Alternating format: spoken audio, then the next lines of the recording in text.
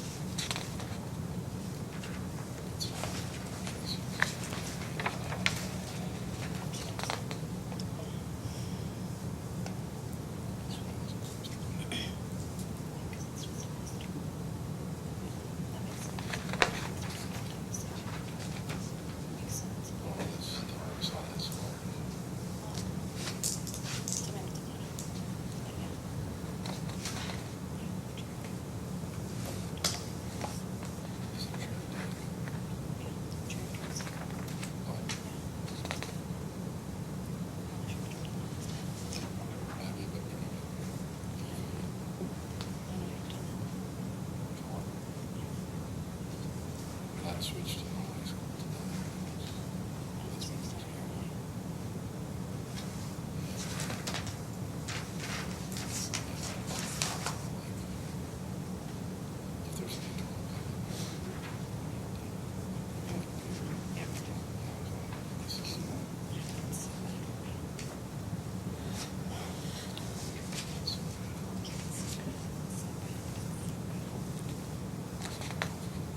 Yeah. well, I never did that. So I used it as mine. Yeah.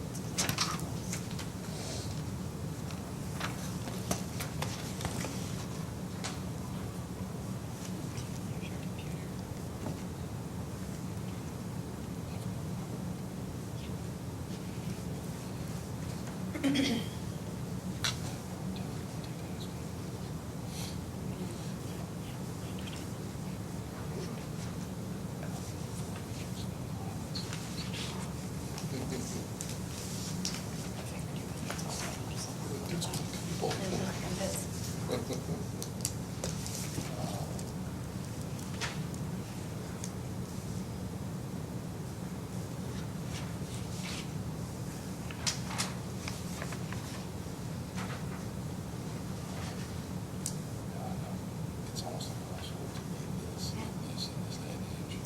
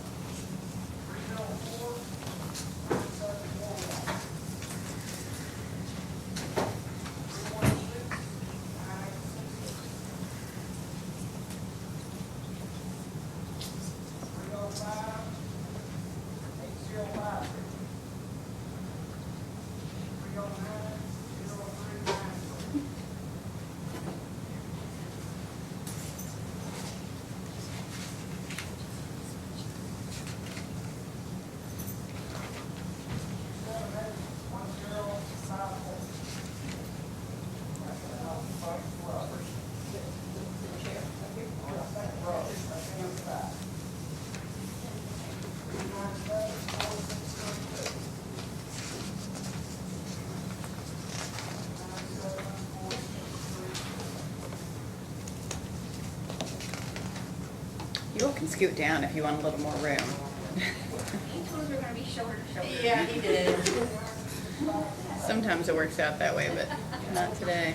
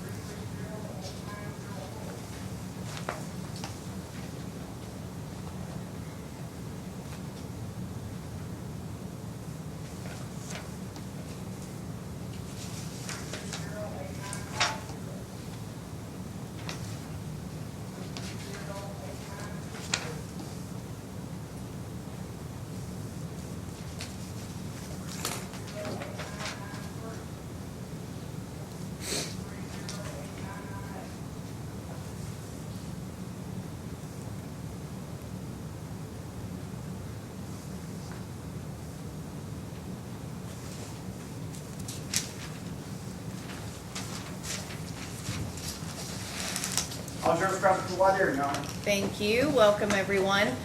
Welcome to Division 9 of Jefferson Circuit Court. My name is Sarah Clay. I am the presiding judge in this division.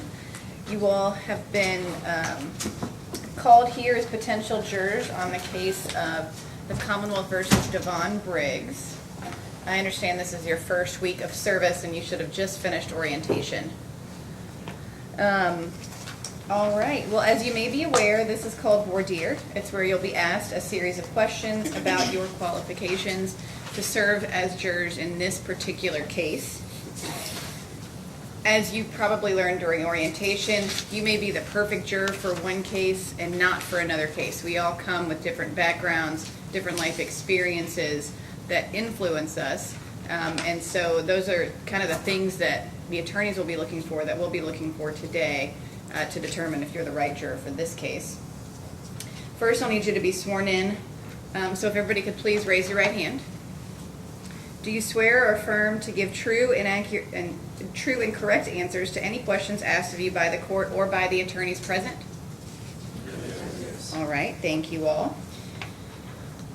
First, a few preliminary matters. If you have a response to a question that's asked, please do your best to speak up and identify yourself by your badge number. You all are all wearing badges, and if you could identify yourselves by the number on those badges so that the record catches that. If you have a response that you consider personal in nature, you don't want to discuss in front of the whole panel, you can ask to approach, and I'll put this white noise on.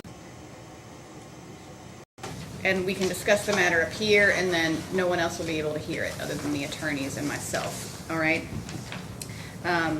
This trial is scheduled to last through Monday at the latest. Is there anyone here? So it would go today, and just so you know, I know we're coming up on lunch. We are going to break at 1 for lunch, and we'll start back at 2:30. So for those of you who are probably hungry and wondering why you're here at noon. But this is scheduled to last through next Monday. So Monday the 11th. Is there anyone here who would not be able to serve as a juror in this case through Monday?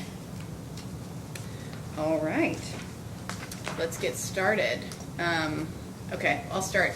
Everybody raise their hands again if you can. Everybody who can't be here through Monday. All right, okay, I'm gonna start second row. Yes, you ma'am. I don't have some childcare. I need to be excused for the whole day. Like, I don't have childcare or a ride or transportation.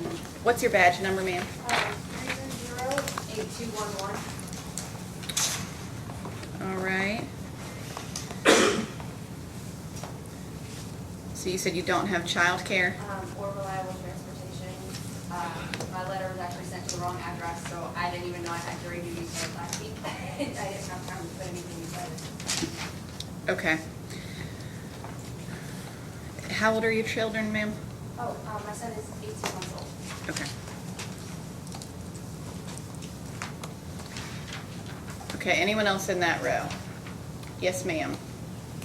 I have a sewer disaster. And your juror, sorry, ma'am, what's your juror number? 329-6568. Okay. I have a plumbing disaster and need to let plumbers and asbestos abatement people and cleanup people into my house. Okay. Is there anyone else that can be there for you? No, I'm single and my adult children work and have job responsibilities. Okay. And the plumber, when are they, is this gonna be an all day, every day type? I'm guessing at least 3-4 days because of the asbestos in the Okay. tile they found in the basement. Okay. All right. Anyone else in that second row? Okay, third row. Anyone in the third row? Yes, sir. I have financial hardships and a lack of transportation. I was trying to get excused from the whole thing, but I didn't get my paperwork till last Friday because it was sent to the wrong address. And sir, what's your juror number? What's your badge number? 3308419. Okay. So financial hardship and lack of transportation. Yes. And is this because is it your work schedule or? Yes, I'm a private contractor, I get paid for the work I do, but I can't commit the whole work. I would pay for it, so. And right now, during the holidays, it's very inconvenient. Okay.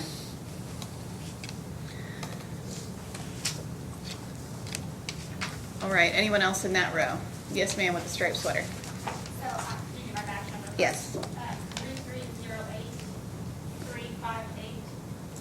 I'm an elementary school principal at JCPS School, and we have very important events coming up. I have a meeting that is required by the district on Wednesday, and then I'm very short-staffed just overall at the elementary school level.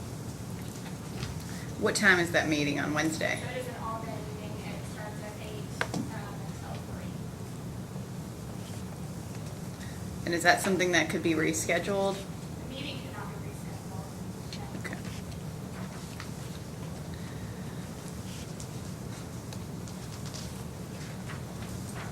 Okay, anyone else in that row? All right, fourth row. Yes, ma'am. What's your badge number, ma'am? 3308-523. And I have to keep that in the religious for that reason,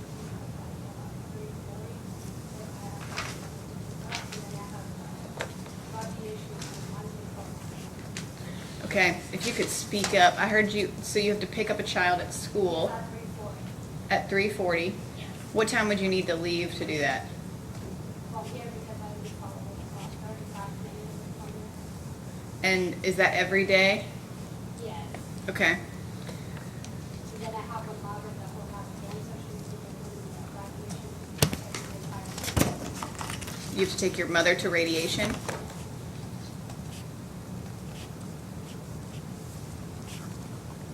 And what time is that? We will schedule 8 a.m. to 4 on Monday. Okay.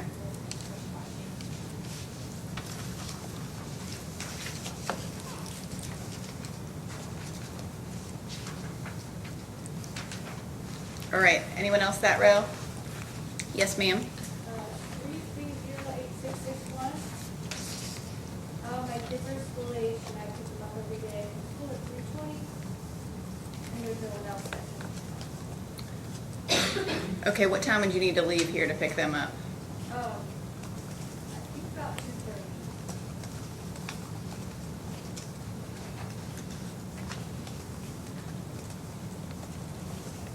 And there's no one else that can pick them up? No.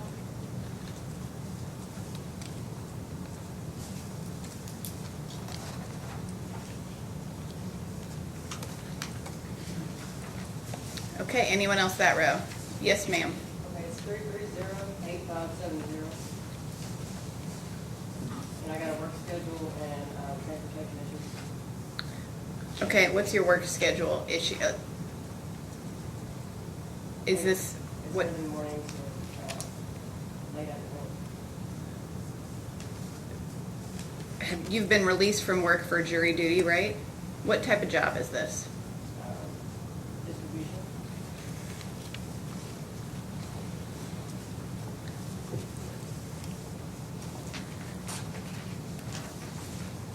Can you elaborate?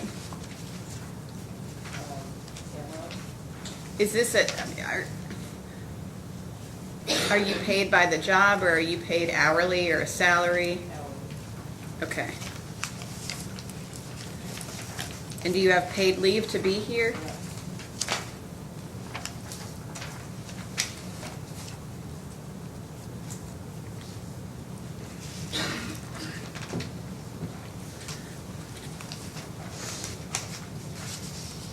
So this is a financial hardship?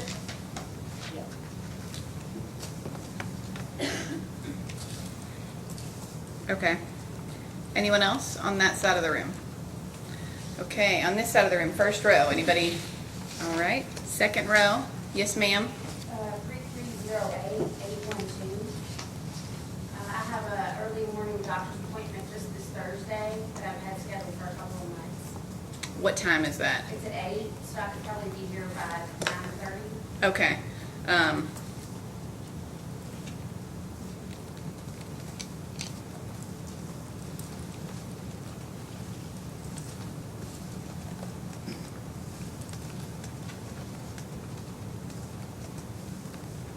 Okay, anyone else on that side of the room?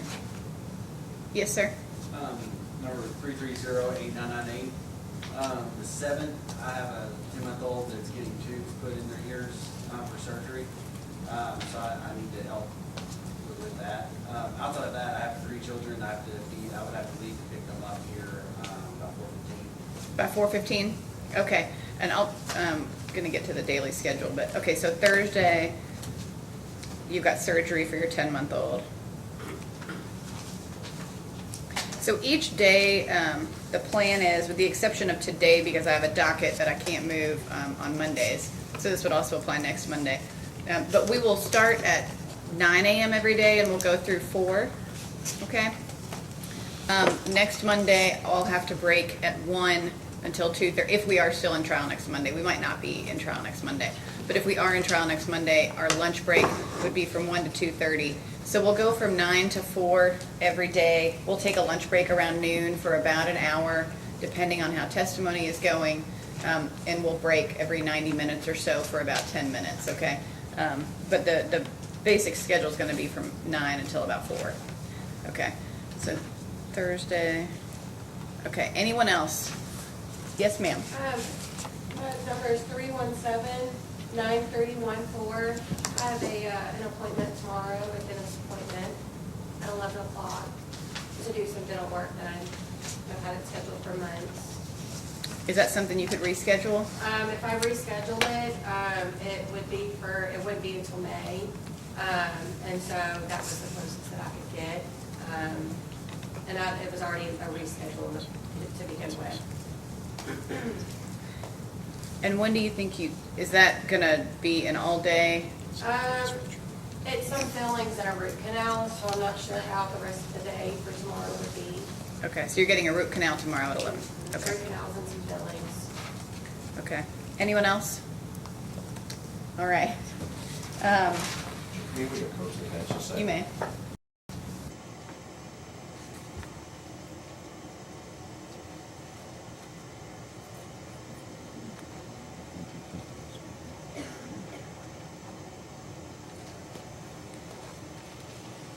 I wasn't really expecting to get that deep into hardships that early.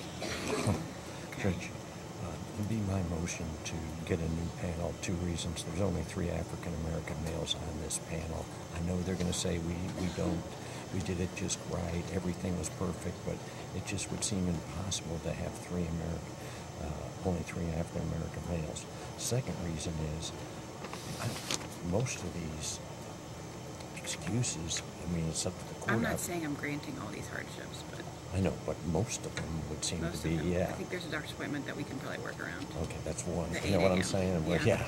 and That 8 takes us a.m., down and so to- we're gonna lose a ton more people. So I have I don't see how we, 6, 7, 8, you know, 9, 10, avoid getting another panel anyway. 9. I've got us down to 36 now. You're down to 36, yeah. I mean, you know. I mean, Okay, so let's I address just, you just bring up a new panel. Hopefully there won't be all these problems, because some of these, I don't see how we say no to. You know what I'm saying? Yeah, well, we Much haven't as I'd gotten to like the point of running out of a jury yet. Okay, so I'm gonna deny the motion for that, but Okay. based on, okay, you've also made a motion because of the panel. Right, we're not gonna have enough jurors. You're down to 36 already. No, but you made a motion, okay, so I'm denying that motion. Okay. But the Yeah, motion there's only regarding 3. the racial Yes, makeup of the it's panel. not a fair cross-section of the community and vice, a right to a fair trial and due to absence of law under Section 11 and 14th Amendment. I mean, we only have 3 African males out of 45 people, which is incredibly low. Well, now it's out of 36, I think. I don't think any of them are a hardship, but okay. All right, what's the response to the motion? Your Honor, the time to challenge that is the initial composition of the whole jury pool. They haven't done that, so according to case law, we're perfectly fine. There's a random draw. We haven't set this jury yet. I'm counting several people of color in the audience, and just the same response to his prior thing. I mean, if we run out of jurors, we'll get some more. If we come to some problem, we can address it. But right now, there's nothing wrong with this panel. It's not infirm under the controlling case law. I see 7. I think I count 7. 6 I'm or talking about 7. males. Oh, did you say males? I did. Okay. I think we have a grand total of 3, and our client's an African-American male. accused of shooting a person of another color. And Judge, I mean, that's a total of 3. The other thing is, Judge, if they're talking about maybe we run out, maybe we don't, but I think there's no doubt we're going to run out, and then we got to redo the voir dire anyway. Okay, in terms of the motion based on the racial makeup not being a fair cross-section, I'm gonna deny that. This was a random draw. I don't think that the law requires that he be given a jury of his choice. It is a randomly selected jury of his peers from a fair cross-section of the community, and I do think that I haven't heard a sufficient basis to strike the panel, so I'm gonna deny that motion. Thank you. And we'll keep going. Judge, one other point, obviously, given the court's ruling, I know the court will do this, but we're going to certainly want the opportunity to make any Batson challenges, so we Sure, don't we'll end take up that up with when we court. take up I understand strikes. that, so we don't end up with an all-white jury, and you are telling me how fair it is. You know, All right, we'll take that up when we Let's say- cross that bridge when we get to it. Then we gotta go from when we get there. All right. Okay, so keep going with these kind of preliminary questions. I went through the scheduling, the estimated schedule each day. Is everyone here at least 18 years of age? I'm assuming everyone here is. Okay. Is there anyone here who is not a citizen of the United States? Is there anyone here who is not a resident of Jefferson County? Is there anyone here who does not speak English as their first language? All right. Is there anyone here who has a physical disability that would prevent them from serving as a juror? For example, if anybody has a sight issue seeing, if anyone has a hearing disability, can everyone hear me now? I just had a written attachment in my, What's your juror number, ma'am? 333-08123. You said you had a retina surgery? Retina detachment, yeah, I had retina surgery. I'm still going through the process of doing surgery, still my, Okay. And are you able to see? I can see that my left eye pretty good, but this one's still blurry. Okay, so one eye's a little blurry, the other eye you can see out of.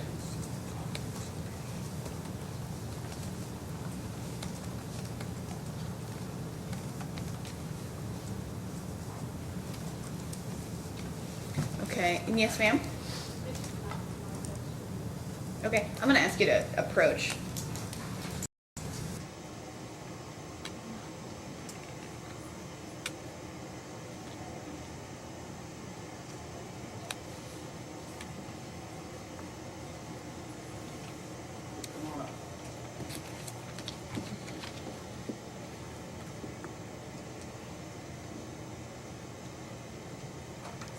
Good morning, ma'am. That's okay. It's easier to talk up here. Okay, so you said English, and you are juror number? Oh, it's 330-8523. Okay, and you said English is not your first language? No. Okay. I was born and raised in Africa. Okay. And how long have you been here? 13 years, since 2010. Since 2008? 10. 2010? I just poor math there. All right. Do you, how far did you go in school? 12th grade, but in my country. I In never Africa? went to school in here. Yes. No schooling here. What do you speak regularly? Tigrinya. Okay. Tigrinya. At work? English. Okay. When you, are you able to read Yes. legal documents in English? Yes, I do. Have you been able to understand everything that I have said Yes, thus far I do. and at jury orientation? Yes, ma'am. Okay. Do you have any concerns about your ability to listen to the testimony? I mean, the trial will be in English. I want to maybe might be a little, but I'm. Okay. When you say a little, what do you I mean? mean, maybe there's some hard languages I might not understand it, but most of it I can understand it. Okay. What kinds of things do you think you might have trouble understanding? They use a word that I never heard before, probably. So, like maybe legal terms. Yes. Okay. Okay. All right. Any questions from council? I don't, hey, just briefly on it. And so, you've been here for 12, 13 years? 13 years, 13 years, yes. right? Okay. And you speak English during the day and Yes. everything like that. When you say, like, when you couldn't understand, you mean like if it was technical terms that you hadn't heard before? Yes.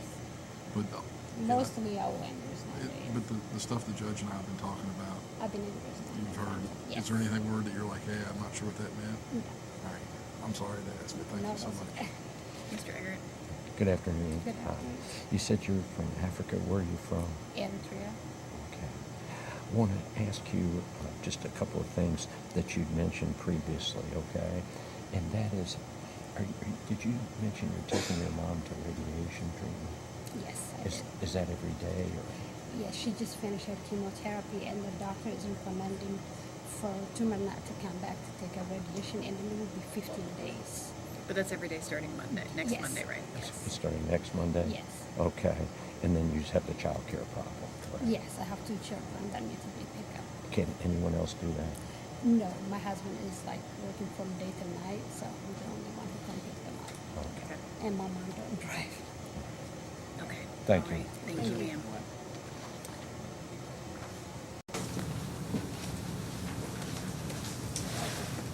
Okay, has anyone, is there anyone else that has a disability that they think might affect their ability to sit on this jury? Yes, ma'am? I have ADD. Oh, I guess I'm supposed to tell you my Yes. 330-8223. I have ADD and I'm currently unable to get my medication due to the shortage. So, although I usually do take medication to help that issue. Okay. I'm gonna ask you to come on up, ma'am. Okay.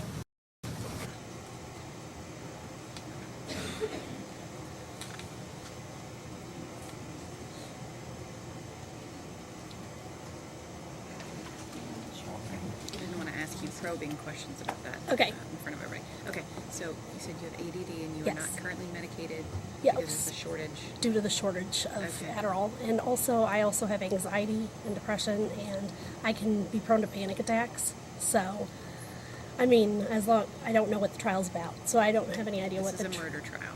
Okay. So, that could be kind of triggering for me. I don't know. So, I just want to put it out there. Okay. All right, counsel. Yeah, tell me about the anxiety stuff. Is it, what's your kind of? Well, I work with children, so things that have to do with children give me like a lot of anxiety. Like if this is like murder of a child, that would be like very, I don't know that I would be able to handle seeing things like that. It would definitely probably give me a panic attack. I know people think you I'm not trying to be, but I'm Yes. saying, what's your normal coping mechanism? If you're having that anxiety comes on, that, Well, I what's have your normal coping I have medication I can take for the symptoms, and then also I do take regular medication for that. But I have some I can take if I start getting like heart Right. palpitations or Yeah. whatever like that. That's what I usually do, or I go and be quiet by myself if I don't have that with me or whatever. Just by myself for a little bit. How often do you think you have to rely on your, I guess your Not breakthrough often. or whatever? Not often. I don't need that Once a year, medication. twice a Not year? often. For traveling, things where it gets very, very stressful time of year. Like sometimes like closer to the holidays. Mm-hmm. So as we're getting closer to Christmas and that kind of stuff. And All right. Does so- the thought of being here with us, is it freaking you out today? yes, You okay? yes, it's Okay. going to be a lot of anxiety. All right. I'm very worried about like money right now too, because I'll be missing my job for a week, and it's at a preschool. They don't have any kind of, they don't pay us for any of this to be here. So Okay. All right. Mr. Yeah, Eggert? thank you. Good afternoon. And I think right now you said sometimes you can get your medication, but right now you can't because there's a shortage. yes, And is that for attention disorders? essentially? yes, All right. and it's a nationwide shortage of the Adderall. So Right, so you can't get it. yes. And that's to keep your attention, keep you able to listen and focus. Yes. Is that Yes. right? And so that's a Sometimes problem. I can get by with doodling and things. I mean, I made it through school and everything, but I mean, It's just, it definitely helps a lot. I don't feel like I could be totally present at this time because usually I am medicated, and I have not had that medication for almost a month now due to the shortage. Through no fault of your own. So- And this panic attack, it sounds like you're already concerned that maybe you'll have a panic attack. Yes, just being up here During is this honestly trial. making me very anxious. Well, that's probably Mr. Baker's presence, but, Okay. all right, thank you. Thank you, ma'am. Judge, I know we'll discuss it later, but just so I don't forget, I would move to strike her, and I would also move to strike the juror in seat 26 too, that we just did. I mean, they're both on, 26 was already on the probable hardship because of the Monday radiation, Right. and the school pickup. So, But we'll address that. I know, but I just didn't want to forget. Yes, all right. Thank you, Judge. Okay, anyone else with any sort of medical hardship? Okay. Has anyone here been convicted of a felony and not pardoned? Is anyone here currently under indictment? Has anyone served as a juror in the past 24 months? All right. Well, I am going to introduce the attorneys and parties. I'll let them introduce each other. Mr. Baker with the Commonwealth, Mr. Mark Baker. I'll let you introduce your table. Yes, seated to my right is Morgan Cafrumo. And on my left and my far left, Detective Crispin of the Louisville Metro Police Department. Does anyone recognize any of these individuals? All right, thank you. Mr. Eggert, this is Rob Eggert. I will allow you to introduce your table now. Good afternoon, because it's now afternoon, I know we've been here all morning. This is Devonen Briggs. Stand up, Devon. He is the defendant. Ramon McGee is co-counsel. We'll be trying this case together, and ML Clay will handle all the technical stuff, because we don't know how to do it, okay? So that's what we've got. Does anyone know any of the individuals at the defense table? Yes, ma'am. I don't know Mr. Eggert personally, but I do work for the county attorney's office, so I'm familiar with him. Okay.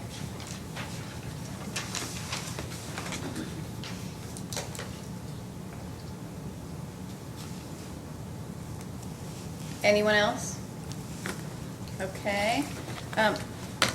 This is a criminal case, so the grand jury has returned an indictment against Mr. Briggs, and I'm going to read that to you now.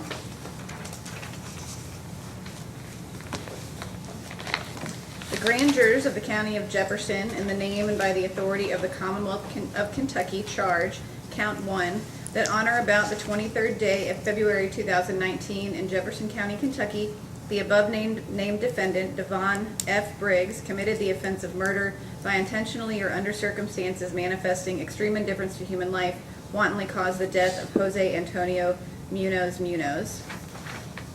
Count 2, that on or about the 23rd day of February 2019 in Jefferson County, Kentucky, the above-named defendant, Devonen F. Briggs, committed the offense of wanton endangerment in the first degree when under circumstances manifesting extreme indifference to the value of human life, he wantonly engaged in conduct which created a substantial danger of death or serious physical injury to Linda Flores Quintero.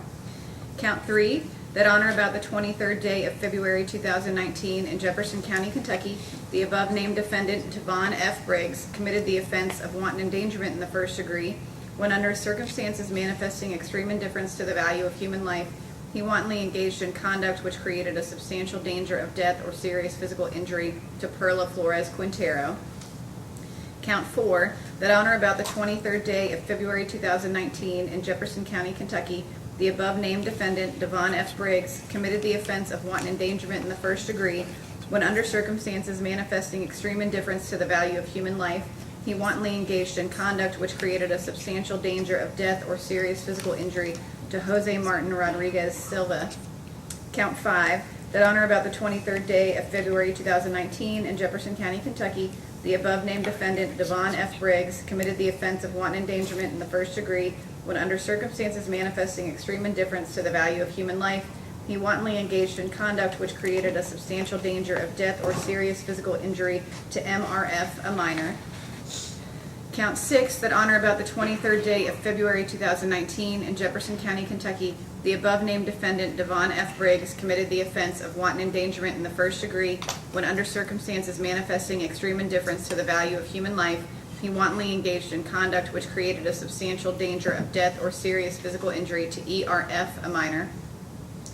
Count 7, that on or about the 23rd day of February 2019 in Jefferson County, Kentucky, the above-named defendant, Devonen F. Briggs, committed the offense of wanton endangerment in the first degree when under circumstances manifesting extreme indifference to the value of human life, he wantonly engaged in conduct which created a substantial danger of death or serious physical injury to B.S.F., a minor.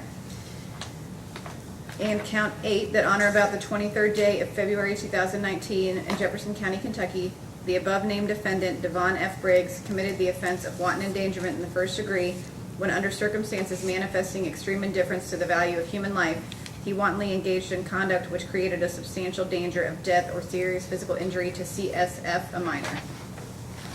Does any juror believe they know something about this case based on that indictment?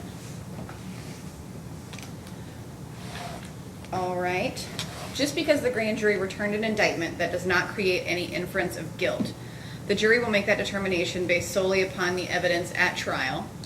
And with that, I will turn questioning over to counsel. Mr. Baker, Ms. Profumo, you may ask questions. Yes, Your Honor. May it please the court, opposing counsel. Like the judge said, I am Morgan Profumo, and myself and Mark Baker, my co-counsel, do represent the Commonwealth in this matter. First and foremost, how many people are excited to be here? I mean, we have to have fun with it, so laugh. Yeah.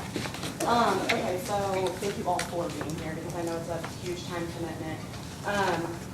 I am a lawyer or anyone on TV, so people always ask me, like, how do I get out of jury duty? Like, I got called through here. You have to talk, participate. The more you say, the more we have, defense counsel have, to determine who would fit best for this case. So if you stay silent, unfortunately, you're going to have to be staring at Mark Baker's face for a week. And no one deserves that, so I'll speak up. So what's going to happen is I'm going to ask you a series of questions based on several different things, but they may elicit feelings, deep feelings, emotions, stuff like that. So there aren't any right or wrong answers, and innately a jury is to judge. Like, that's the nature of being on a jury, to judge. We won't be judging each other in here today, though, so you won't get to, like, really get your jury stuff going until after this. So please feel comfortable saying what you think, what you feel. If you want to say something but don't feel comfortable saying it out loud, just raise your hand. We can approach the bench, talk to the judge in private, kind of like a couple people already have. There's no problem with that at all. So everyone has different life experiences. That's what makes all of our interpretations of things different. But that is what we want. That otherwise, everyone would be exactly the same. So you're going to have differing opinions. It's okay to say them. We want you to say them. So first question. Actually, before we get there, I already said that. Okay. Yeah. First question. How many people have kids? Oh my God. What a joy. Okay.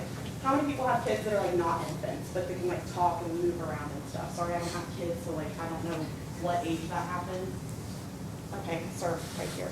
How old are your children? 17. 17, okay. Okay, so I'm assuming he's in like high school still? Yes. Okay, so if your son was at school and someone punched your son, how would you tell your son to react to that? Like, what would you say as a parent to be like, hey, what reaction would you like your son to have if someone were to be bullying him, something like that? I would probably recommend that he talk to us and or the school at the same time. Okay, okay. Anybody else, does everybody agree with that? Anybody else have different opinions? Yes, sir. My father had a firm belief. You gotta stand up for yourself in any situation. Somebody puts their hands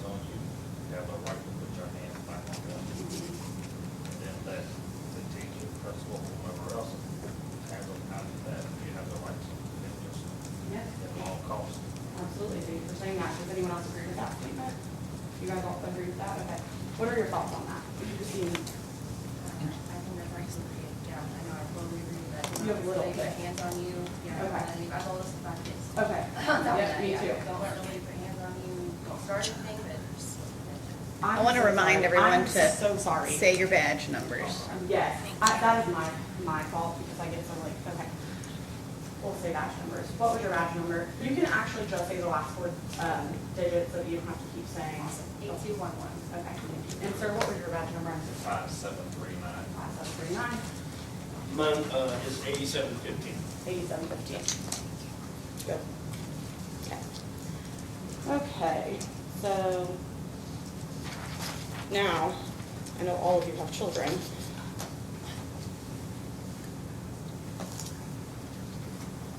Okay. Okay, who else has kids that are like talking? Okay, ma'am. This is like, this isn't a joke, but do your kid lie to you? Have they ever told you a lie? Well, he's almost 6, so Okay, so he's like crime lying. Yes, so he loves to lie. Okay, so what does he lie about? Like, give me an example of something he lies about. sometimes I'll ask him if he like watches yet. Okay, and he absolutely did not. Yeah. And he probably did. Yeah, But okay. he'll tell me the truth after. Oh, okay, so he comes clean to it, and like guilt and conscience. Of course, I'm the same way. How do you know when he's lying? I can just see it in his eyes. Okay. It's a motherly. Yeah, okay, so anybody else have lying children? I'm all kids lie, like, okay, so how do you know when your kid's lying? What is something they lie about? It's Like you said, it is pretty instinctive, and they're Yeah. not as secretive as they think that they are. Right, right. So then anyone can, I'm so sorry, juror numbers. I'm 8223. 8223 and Thank you. 8127. I'm so sorry, I'm so sorry, I'm so sorry. Okay. It's all right. Okay, so, I'm trying, I don't know. Okay, so generally, anyone can answer this, but because you all have children, so. If a child lies, what's the motive for that lie? Like, what's the reason they would be telling you a lie? They don't want to get in trouble. They don't want to get in trouble. Okay. So, what you just did was assess your child's credibility. Because what they did was lie to you about something. You knew they were lying. That was you assessing how credible they were. Very, very basic example, but you do it all the time. So during this trial, you'll really have to use your judgment just like that. That is a very basic way of putting it, but you said instinctually, you know. What are some tells when kids lie? Those of you that have children. Yes, sir. What's your juror number? I'm so sorry. 8302. Okay. Now, my kids are grown, my Well, 35 they and still are. 33, I've got very kids. Yeah. But in my experience, the telltale sign is if it doesn't make sense. Right. You know, you call, a duck, Yeah. bull, but what you're being told just doesn't add up. Yeah. And then you have to start questioning. Right. Like, no, I didn't use the car, but like the gas tank's not Yeah, empty now. I didn't use Right. the car, but there's no gas in the car. Exactly, like, okay, well, the car learned how to drive itself. So, okay, everyone, as jurors, your job is to kind of look at testimony given in trial and determine whether it's credible, like I said before. So, we're gonna switch over a little bit, and this is going from like funny haha kids to like maybe something a little more serious, so. Has anyone here ever been in like a serious car accident? Okay, ma'am, I think I saw your hand first. What's your juror number? Yes. 330-829. And do you care to stand up for me? I'm so sorry, I'm picking on you now. Okay, okay. Did you get your, okay. Okay, explain a little bit about the car wreck. I mean, if you don't care, if that's okay. No, I know. sure. Okay. I was driving on my way to pick up a coworker. I was 8 months pregnant. Okay. I was on the highway going 60 miles an hour. Somebody cut me off.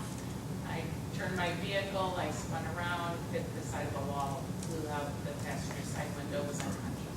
Oh my God, okay, well, first and foremost, I'm so sorry. Okay, yeah, that was a lot. I'm so sorry, but thank you for sharing that. So you said you were on the highway. Do you remember what expressway, or was it in Louisville? No, I was Okay. in Chicago at the time. Okay, so you were in Chicago. 90 West. Okay, how long ago was it? My son is was 26, so. Oh, okay, so a very long time ago. Okay, so you were pregnant with that, your son, okay. So do you remember what car you were driving at that, when that happened? I do. It was a silver Chrysler Sebring. Okay, silver Chrysler Sebring, okay, just picturing it. So do you remember what car the other person was driving? I don't. Okay. Do you, but you saw that other car? Like you saw From the, my peripheral vision, I did, yes. okay. So you didn't see the driver of the vehicle or anything like that? Okay. So now's when I'm gonna pick on you. Thank you for sharing. Do we think she's lying? We don't? It's her experience, so like, I understand, like, you would think she wasn't lying, but what about, she couldn't remember what the other car looked like that hit her? She's a clutch unconscious. But before, so the car swerves, and she like swerves out of the way.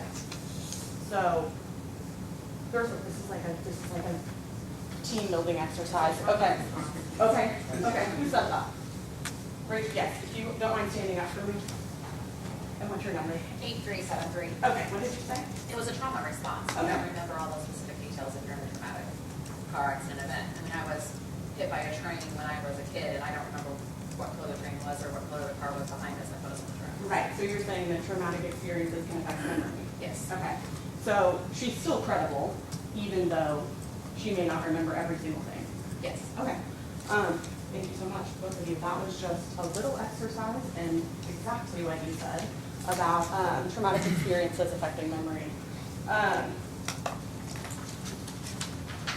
Let's see. Okay. So one more question, then we'll move on to the next thing. But based on that, thank you so much, Pam, and I'm so sorry about your accident.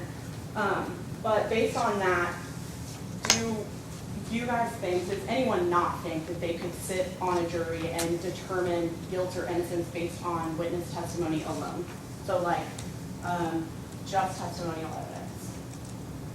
Basically where you would just have to assess the credibility of witnesses, nothing else. You would have, okay, yeah, can you just explain why, just in case someone else feels the same way? I'm so sorry. Oh, my number is 8223. Okay, thank you. And I just feel like people's memories are very faulty, and we mostly remember things that affect us directly. So I feel like lots of little details get left. For sure. Does anyone else agree with that? That they would have a hard time? Yes, okay. And is it for the same reason? And what's your jury number? I'm so sorry. 8516. Okay, perfect. Thank you. Okay, so now let's move on to something everyone wants to talk about. The Second Amendment. Exciting, fun, you know. Okay. Does anybody here own guns? You own guns, sir. How many guns do you own? Actually, first of all, what's your juror number? Because that's super important. 1054. 1054. Okay. How many guns do you own? 4 guns. Okay. Where do you keep those guns?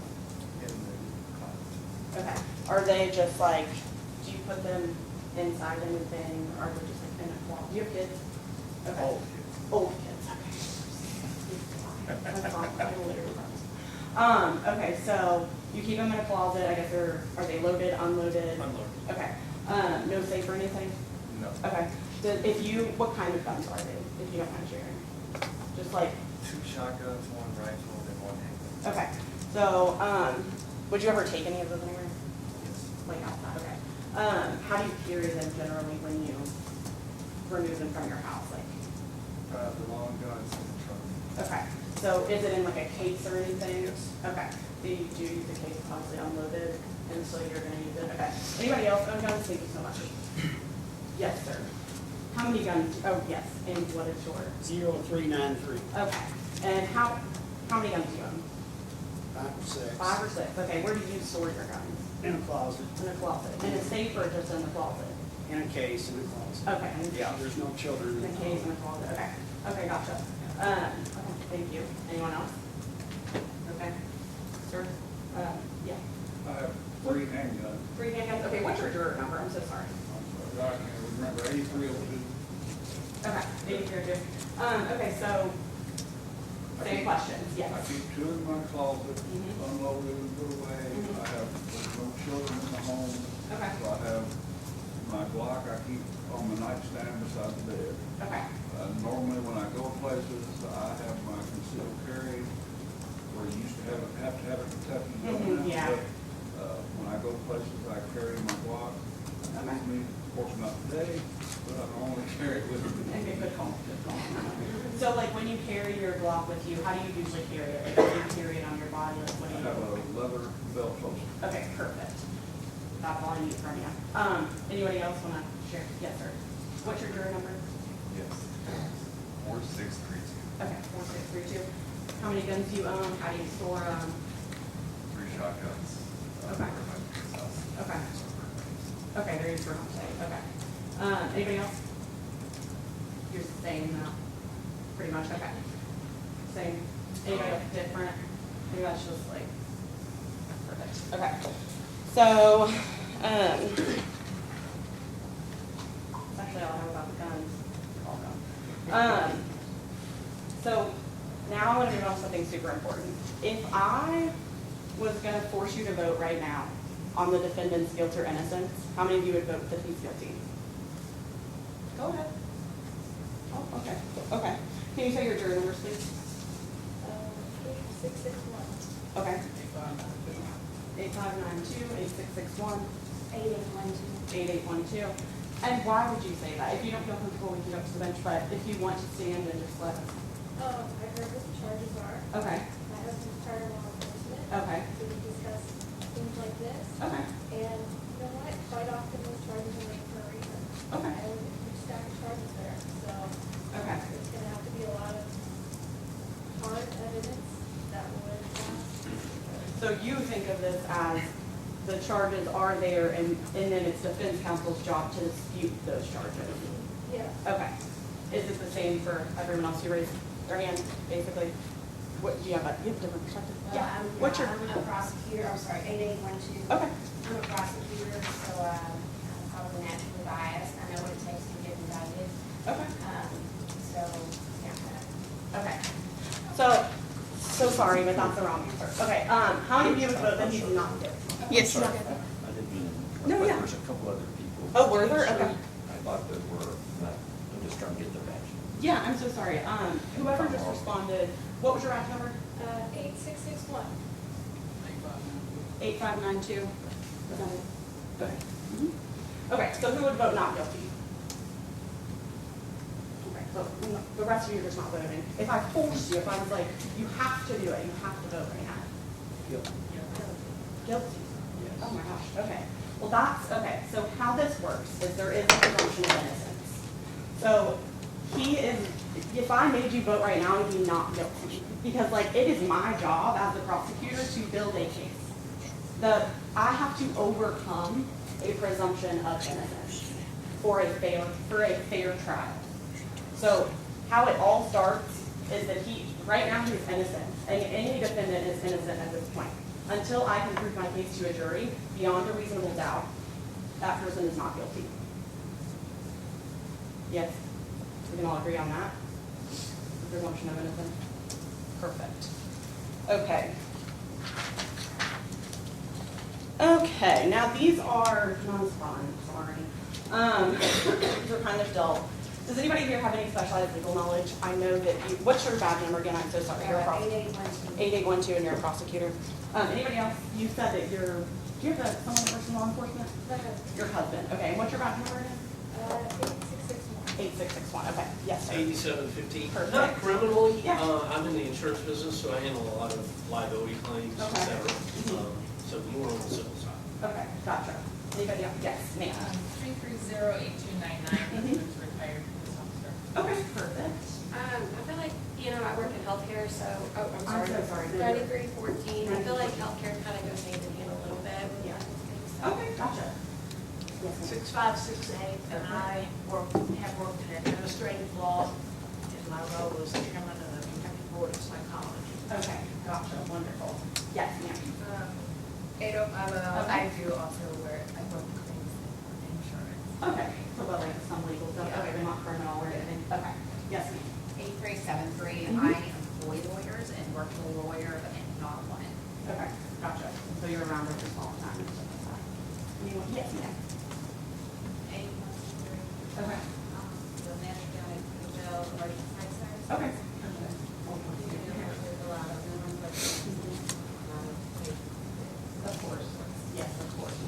I don't think my that's before I get to you yet.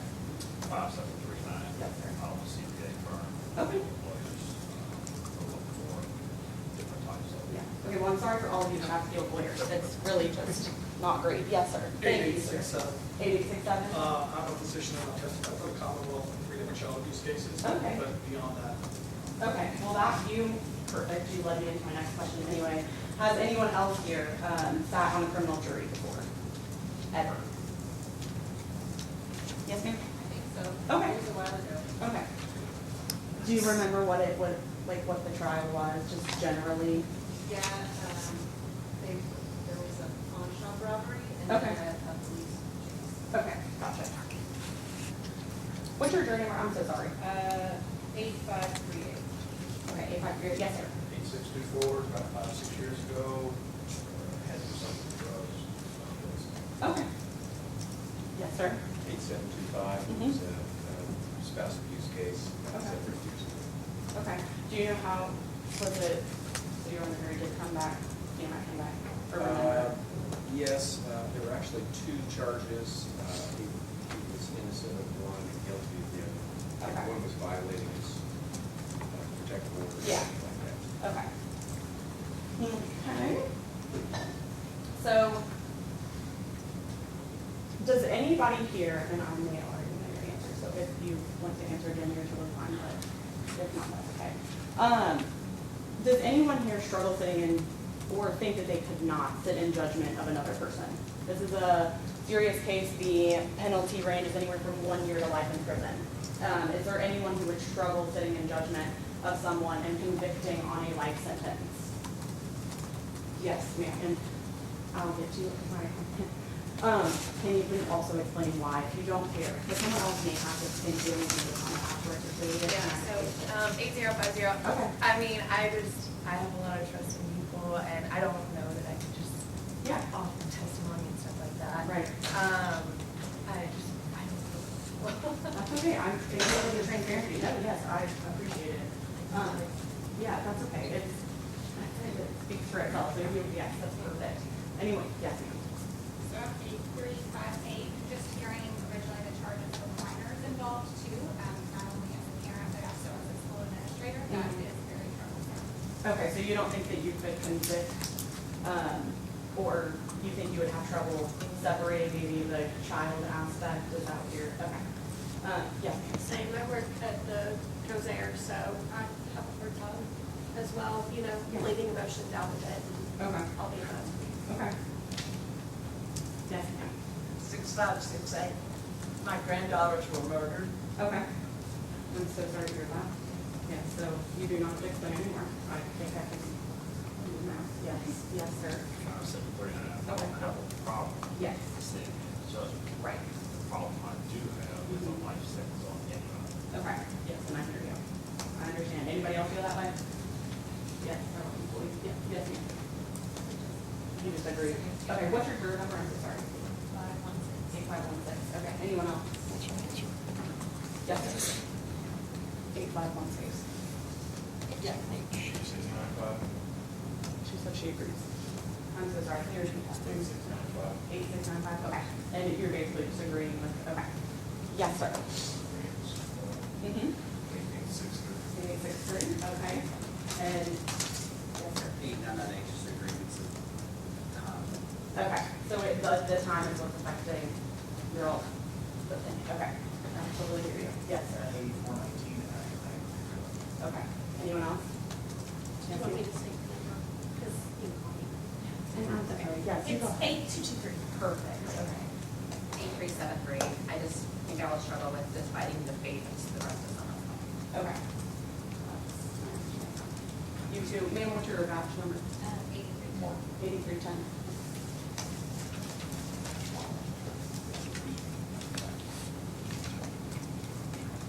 Yeah, yeah.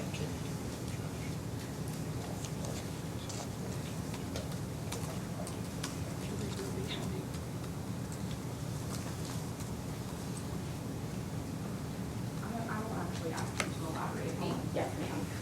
I think it can be very difficult to, and I think as the gentleman there was saying, to say, you're going away for the rest of your life. I mean, that's, people evolve and change, and that's the good thing and bad thing struggle with putting someone, especially if it was a younger individual, for a crime they committed before their brains were developed, in jail for the rest of their life. Absolutely. So if the evidence was presented to you at trial and you were on a jury like this one, or any jury really, any criminal jury, is your problem with the sentence or is it convicting someone based on evidence, kind of like? I think it would be more the sentence. Okay, okay. Yes, sir. 8867. I guess for me, I'm going to differ with a lot of the opinions that were Okay, said. let's hear it. I feel like there are two different things that we're looking at here. We're looking at whether or not someone is guilty or innocent, or not guilty, I should say. And that's one part of it. The second part is a set of expectations for sentencing, guidelines that are put out by people beyond my expertise. We put in information in there as if we recommend this sentencing for these charges. So I need to decide first off whether they're guilty or not guilty. And then the second part is a separate entry altogether, and we need to take that into account at that point. And that was beautifully answered, thank you. Does anyone else agree with that statement? Yes, sir. 8489. Okay. I feel like it's just gonna be a hard decision no matter what. Okay, of course, and it will be. And sitting on a jury is it's very heavy. It's always going to be heavy. You're always dealing with criminal charges. So I understand what everyone's saying. Basically, my question now, I'm so sorry, did you want to say something, sir? You didn't have to think. Oh, yes. I agree with what the gentleman said, Yeah. So on a jury, your job is to decide guilt or innocence. The sentencing and, that's all decided by the state, set by the state, and, depending on what crime you're convicted of. Yes, so the jury does sentence, but it is in accordance with state law, so statute. So you are absolutely correct. So does anyone have a problem, would anyone have a problem convicting someone if the evidence was there? Like basically, kind of like I can't sleep at night, like that's already been said. Yes, sir. 1054, no. Okay, beautiful. Anyone agree with him? Okay, perfect. Okay, okay, wonderful. Okay, let's see here. Okay, is anybody like right now like, oh my god, I hate this one and I cannot do this. Like I can't do this. This is too much. This is a huge burden to bear. I can't do it. Okay, so everyone put your hands and in judgment. And then we will. Okay. So, I think that's about all I have. So being a juror, and like I already said, is not fun or comfortable. It's going to be uncomfortable. But it's important to the parties here that you be fair and that you be just if you are selected. And I would love if you gave Mr. Egger, I'm assuming he's doing law here, the same respect that you give me. Thank you so much, Mr. Egger. All right, thank you all. It's actually, it's 12:51. I was planning to break at 1, so I think I'm going to go ahead and we'll take a lunch break now. If you all could please gather back outside at 2:30. That'll give me time to finish my docket, and then we will continue. So we're going to recess at this time. Again, if you all could be back outside at 2:30, the sheriff will come out and get you. Please don't discuss this case with anyone, although nobody has been picked yet to be seated on this jury. We are in the process of jury selection, so please don't discuss this case with anyone, including each other. Do not do any independent research about this case. Do not form any opinions about this case. And we'll gather back outside, have you gather back outside at 2:30. Thank you all. If I remember where you're sitting, look at your neighbors. Because I need back in them same seats. All right? First floor to get out. First floor to get out. Get outside, yeah. You better lift up somebody. It's just like, sorry, I'm not the words.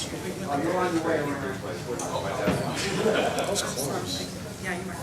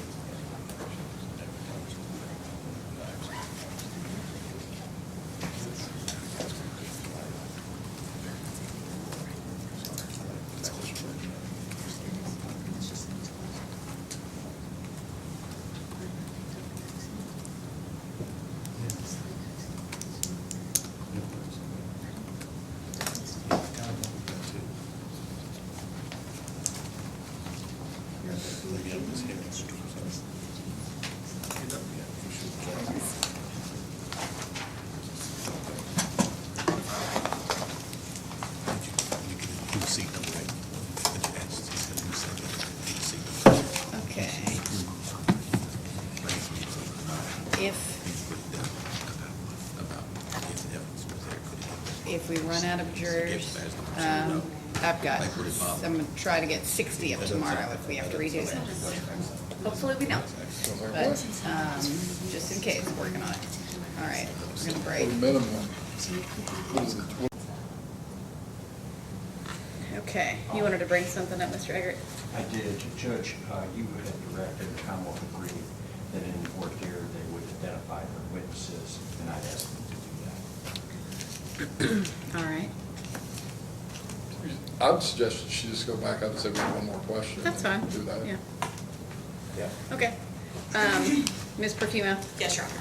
So I'm gonna, when the jury comes back in, I'll say, I'll ask if you got any more questions.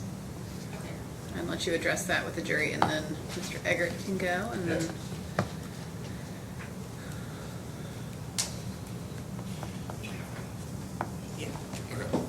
Okay. Let's make. Want me to open these doors again? Yes, thank you, Hutch.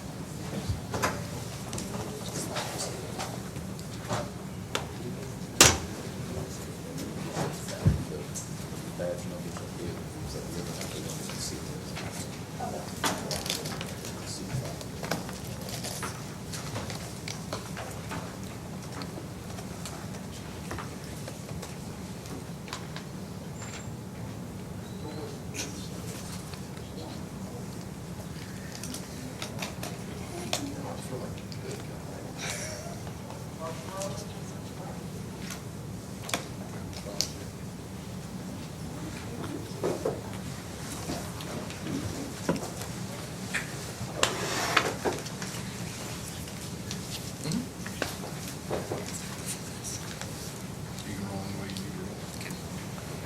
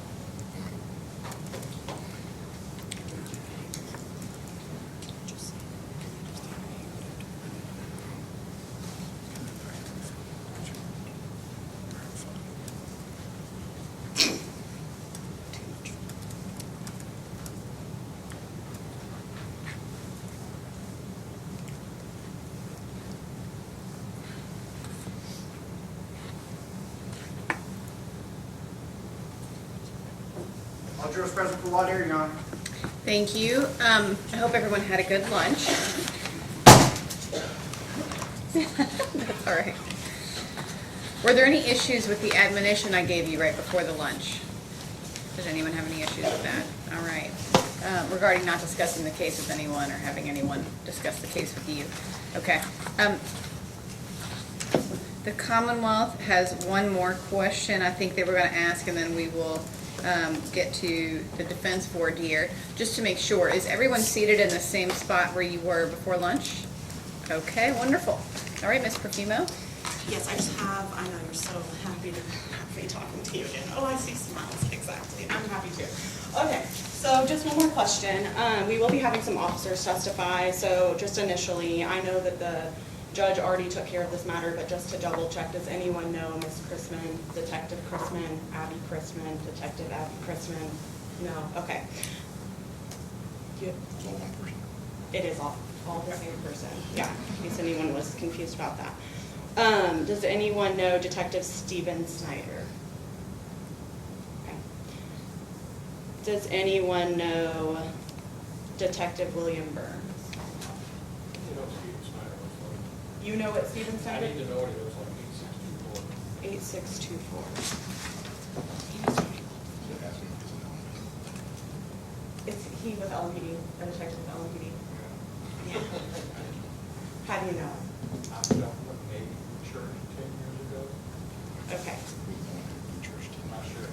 Okay, if you did know him, would that? I don't work at a church anymore. It's okay, if you did know him, would that affect your ability to, like, would you No, I consider never his really testimony? spoke to him, no. Okay. I never spoke to the guy. Okay, And what's he your would- badge number, sir? 8624. Okay. Okay. One second. Okay, does anybody know Technician Jacob Brandt? Does anybody know Officer Tyler Reed? I'm gonna move on to Burns. William. Did I do Detective William Burns? Anyone know Detective William Burns? Okay. Okay, I'm gonna start with, these are not officer witnesses. So, does anyone know Linda Flores Quintero? Does anyone know Jose Rodriguez Silva? Does anyone know Perla Flores Quintero? Does anyone know Shadi Muhammad? Does anyone know Kyle Young? Does anyone know Alexander Hack? Does anyone know Stephen Bell? Does anyone know Michelle Howard?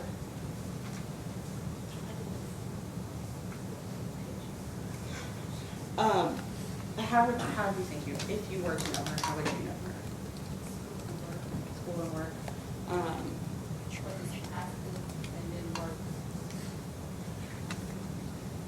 What's your badge number, ma'am?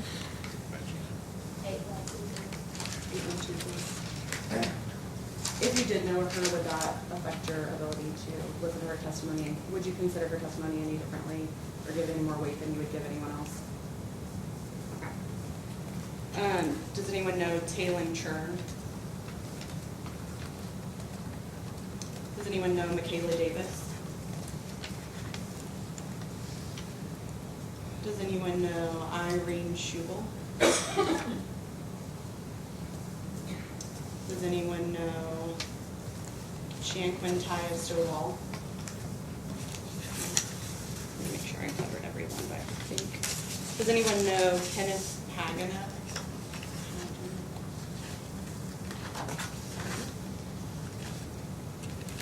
I think that is all I have. You're good to go. Okay, now defense counsel will ask you some questions. Thank you so much. Thank you. Mr. Eggert? Thank you, Your Honor. Good afternoon, ladies and gentlemen. My name is Rob Eggert, and Mr. Reed and I represent the defendant, Devonen Briggs. It's always great to go second right after lunch.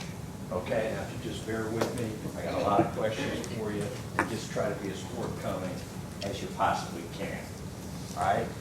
First question, there has been a lot of publicity lately about, and honestly criticism lately, last couple of years on social media, newspapers, and so forth, on TV, of law enforcement, okay? Been a lot of criticism of law enforcement. And I'd just like to ask up front, who here would say or thinks that that criticism is unfair? Who here would say that? Okay, let's start here. Yes, ma'am. I just kind of feel like the job that you kind of go into, it's a hard job, mentally, physically, you know, and it's hard on their families as well. So I feel like it's unfair to criticize somebody when you're not in their shoes. Okay, and if you could, because if you could just, I can see it, but if you could just. Yeah, absolutely. 9314. Thank you, ma'am. Thank you. Anyone else on this row? Anybody at all? Okay, saw a hand, any hand in the second row? Saw a hand in the third row? Yes. I do believe it's unfair because I think media, social media is always a snippet of the truth and what actually happened. And I think it can weighed either way. Okay. in my opinion. In other words, it's not, you get a specific picture, not, there's a generalization of everyone when they should be talking about maybe one specific person. That- All right, who would agree with that statement? Anybody? All right, let's start over here, and then I'll get to you, ma'am. Go ahead. Yes, ma'am.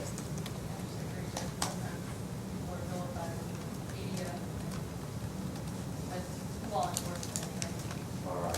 when maybe it's some not all. Okay, there may be a few problems, but everyone is put in the same category. Who else? Yes, ma'am. Go ahead. I believe law enforcement is being specifically targeted by certain hate groups, and they have a lot of control in the media, and the media likes to have news stories of how they make their money. So they need that, story going, this is what they're saying. A lot of times people will believe that they're here, even though it's not true, and they just stick with that. So, like,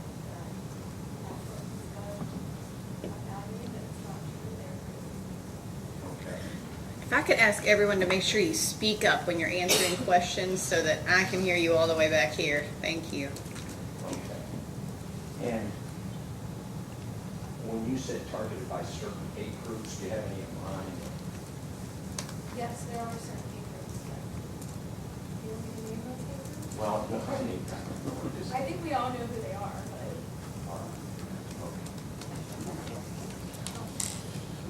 all right. Anybody else? They're not defense attorneys. No. All right. Let's go over here. Anyone agree or disagree with those comments that have been made about that? I don't know that I want to disagree or agree, but I think it's, you can't put any organization or any entity on a pedestal. There's always room for error and corruption when people are involved. Thank you, ma'am. Thank you. Yes, sir. Before, I just agree with that. All right. And what do you think is some of the criticism of your rights and all that? It's that absolute power corrupts absolutely. So, people are, basically that. Thank you, sir. Thank you. Over here, anyone think that police have been unfairly criticized? Anybody at all? Yes, ma'am. I agree with what the one woman said about generalizations, making generalizations, one bad apple spoils the bunch kind of thing. All right. Thank you, ma'am. Thank you. Now, let's go on to the second thing I want to ask you is, who here is a member of law enforcement, has a family member, a close friend in law enforcement? We'll start here on the first row. Anyone on the first row? How about our, yes, ma'am? Yeah, I have a retired cop. He's a cousin. Your cousin's a retired cop? Yes. Is he on Metro? He was. He was on Metro. What's his name? Eric Colbert. I'm in 9741. Thank you. Thanks a lot. Appreciate that. All right. And do you stay in touch with him? Do you talk to him often or anything like that? You do not? Don't see him? I've seen him, but I Don't talk to him? holidays. Okay. All right. Thank you, ma'am. Thank you. Anyone else on this row? How about our second? Yes, ma'am. My nephew. Your nephew? And 330-8123. I'll take a person who did cataract surgery, did a good job, okay? I couldn't have done that. I couldn't have done that 6 months ago. Okay, and your nephew, is he on Metro? All right, and what is his name? And do you see him often? Yeah, because I work at a hospital, and sometimes he goes to Comes by there too. Does he talk to you about his work and so forth? Not really. Okay, police officers may testify in this case. Would you have any tendency to believe them over another witness? Would you have any tendencies like that at all? I don't think your nephew's going to testify, okay? Another, all right. Thank you, ma'am. Thank you. I saw another hand over here. Oh, yes, sir. I'm sorry, Mr. 5739. Yes, sir. although it doesn't look like release on it, with East, that's in Copper Boulder, Kentucky. Cousin that is the chief of police in WKU. All the family and all of us. You got some friends in law enforcement? Yes, sir. All right. And do you see them very often? Let me ask you this. I'll ask you the same question. If a police officer testified, would you think you get more credibility than another witness? And your relationships with your family members. If you go home and you're at the holiday over Christmas, and would you have any hesitancy if you found a guy not guilty? Would you have any problem telling him that? Would that be an issue at all? Not at all. Thank you, sir. Thank you. Yes, sir. I appreciate it. Yes, sir. 4632, my father, retired from Jefferson County Police Department. And what is his name? Vernon Roberts. Okay. And he was on there a while, was he not? 22 years. 22 years. Is he still working in law in any capacity? No. No. All right. Now, that's your dad in law enforcement. Obviously, at some point, he would talk to you about it. How do you feel about this, a police officer? I think good and evil cuts to the heart of every person, so I think I need to consider that opinion, but also balance it with the facts of the situation. And when you say consider that opinion, what opinion do you mean? I don't think that a police officer's opinion can always override another person, because good and evil inside all of us and detach and see the whole situation. And would you, when you said you don't think it would override, would you say the person, the police officer would likely tell the truth, or how do you feel about that? I'm refusing to believe they would tell the truth unless Proven otherwise. Correct. Thank you, sir. Thank you. Who else on this second row? Anybody? Okay, we'll get there. Okay, third row, I saw a hand. Husband, retired police officer. Okay. And he was a police officer for how long? Many years? 30. 30 years. Did he retire recently? On August 31st. All right. And this particular case, I gather 30 years, your spouse is a police officer. Do you think that a police officer was the best one likely being accurate or likely telling the truth? Personally, I would agree with that opinion. They are sworn police officers, and they usually, my opinion, and I trust them to tell exactly what they saw. Okay. All right. So, because, well, that you would likely believe a police officer on the stand, is that fair to say, over someone who is? I'd like to trust everybody. Okay, well, so would I, but, all right. So they would have a leg out past it. Fair to say. Who else on this road? Yes, ma'am. Yes, please.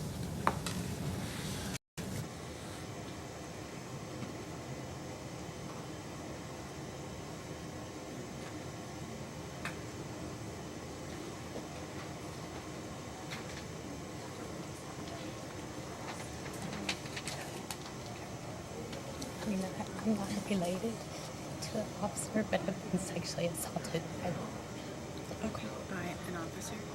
yeah. And I mean, it's been several years. Okay. And it was never reported. Okay. All right, 3308310. Just wanted to note your juror number. And I'm sorry, ma'am, I can tell this is hard for you to talk about. Okay, I'm gonna let the attorneys ask you any questions they may have. I don't have any questions. I know this is a strange experience that you come in a room full of strangers and they ask you these questions, and some dredge really horrible memories on it. And I'm just going to say that I'm not finished with that experience. Do you think that would affect you? I know it was an individual. And okay, good to know. Let me ask you this. I don't think there's going to be a lot of police officers testify in this case, but just seeing them in No, here, it's not gonna- it's going to be like, this is going to bring back something that I do not want to revisit. No, it's not that. Okay. All right. Okay, thank you for answering the questions. Good afternoon. Thanks for coming out. I was coming up, so I barely heard it. But did you say you were assaulted? Sexually assaulted, yes. And did you know the person? Yes. And this occurred some years ago? Yes. And do you feel you'll be okay being on this journey?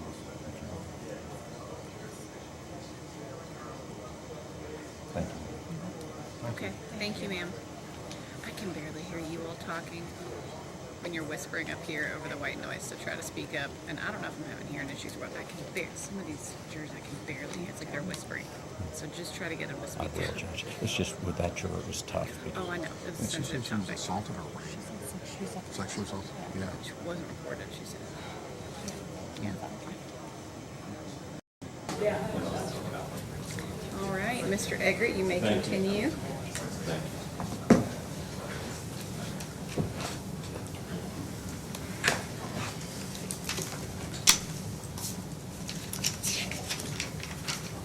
Thank you.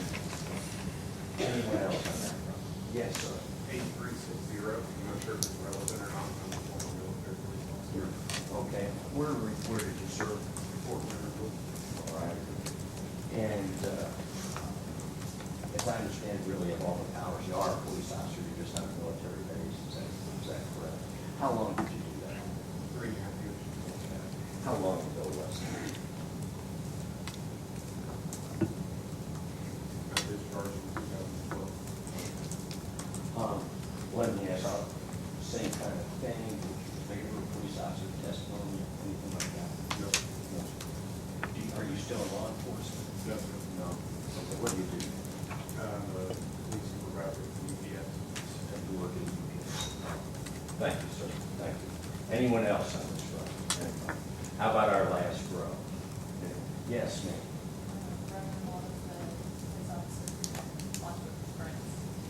Friends who are police officers, and your brother-in-law as well?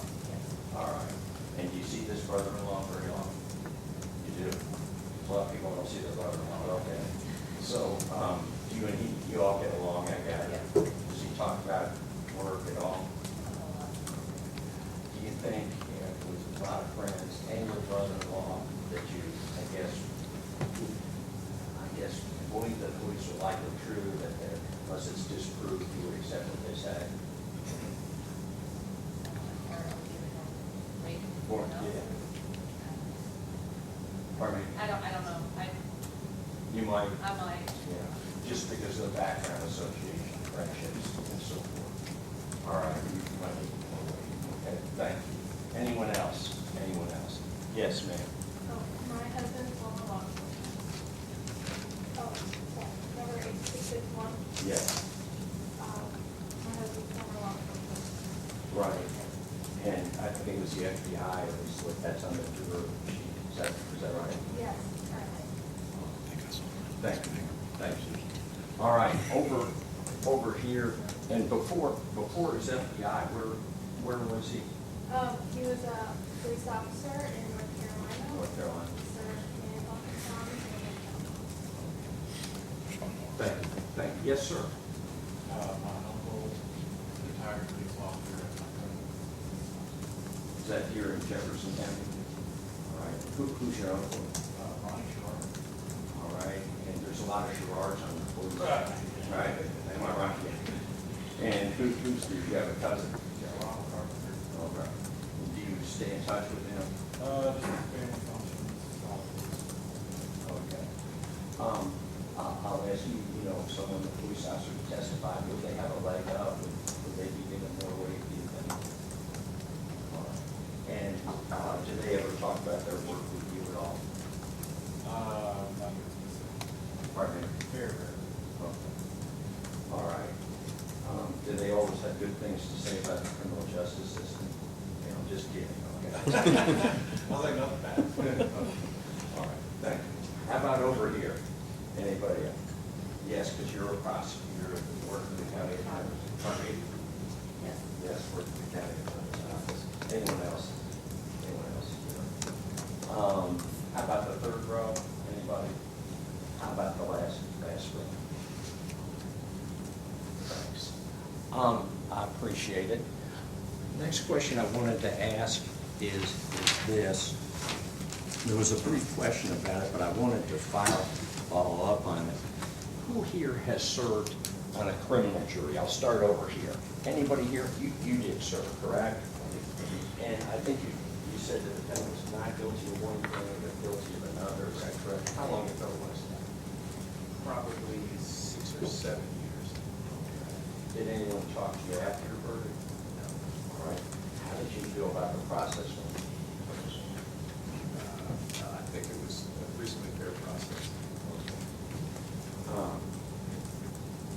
Did you think justice was done, basically? Thank you, sir. Thank you. Anyone on the second? Third row? Nobody? Nobody on that third row? All right. Thanks. How about over here? Who's been on the first row? Nobody. How about our second row? Anybody at all? Nobody's been. Well, go ahead. Civil? What kind of case?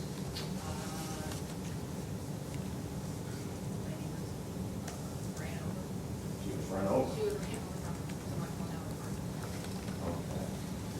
And she? Well, they'd already sued and won against the driver, and then they were suing against the car construction. Okay. And it went to jury, went to trial? Did you all reach a verdict? We did. Okay, what was your verdict? Not guilty anymore. It was the driver's fault, not the parking? Right. All right. Okay. How did you feel about the process? It seemed a little silly to me, actually, after,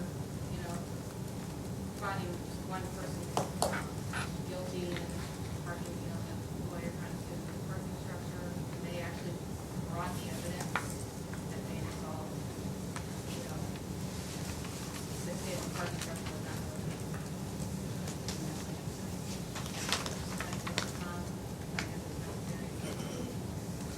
You thought the lawsuit, at least against the parking lot, was frivolous? Is that? I should, yeah.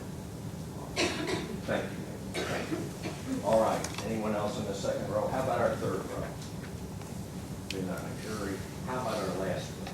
Yes, ma'am. I was on a criminal jury, almost 10 years ago. What kind of case was it? It was a robbery and they took a car and did it. Right. And did you all reach a verdict? Yes, And what was the verdict? it was a guilty. Do you remember what kind of sentence the defendant got? I don't. How did you feel? Did anyone talk to you after your verdict? How did you feel it was a good process, bad process? How did you feel about it? Fine. Fine. Yeah. Thank you. Thank you. Yes, sir. 2864, about 5 or 6 years ago. The man was accused of selling drugs out in elementary school.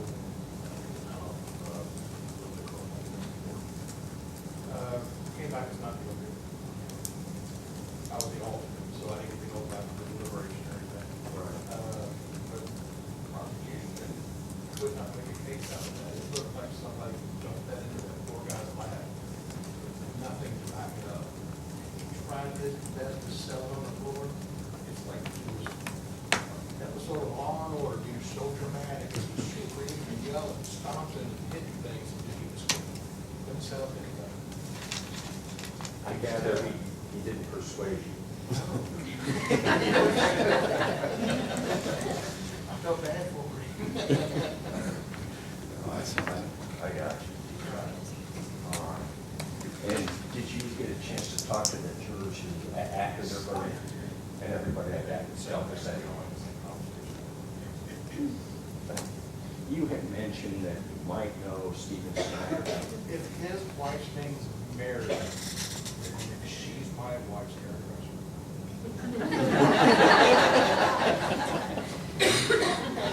I don't even know how to process that.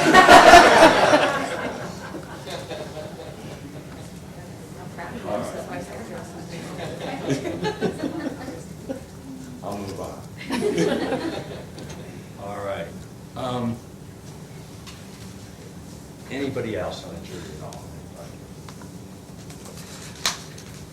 I'm going to ask this question. You heard the indictment, and Devonen Briggs is charged with murder, is charged with a homicide, and the deceased is an adult, okay? But the Commonwealth is alleging wanton endangerment charges against other people involved in this incident, wanton endangerment, and some of those people are minors, okay? So I want to ask you, we all have either child people, you know, have strong, special feelings, strong feelings about children. Who here is, you know, it's going to be difficult to even sit on a case involving children? Yes, ma'am. Yeah, I'm an X-ray tech at Norton Children's Hospital, so, these kids come in, they're sick, judges, I quit there for a reason. I chose to work with kids instead of adults for a reason, for the second.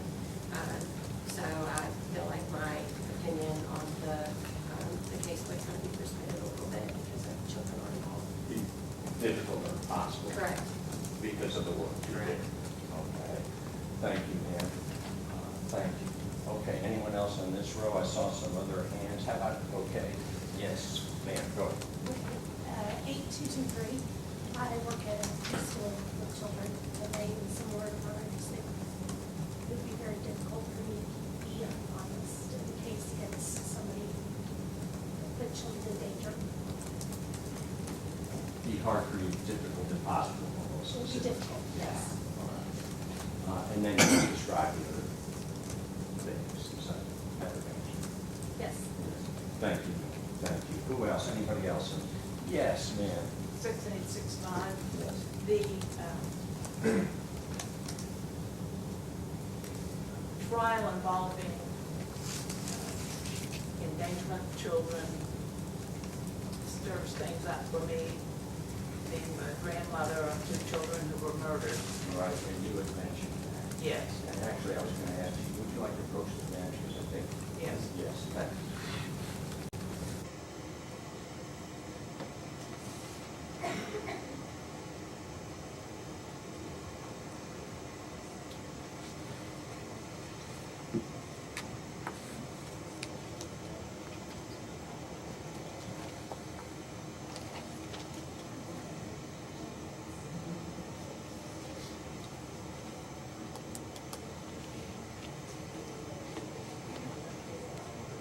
Yes. Good afternoon.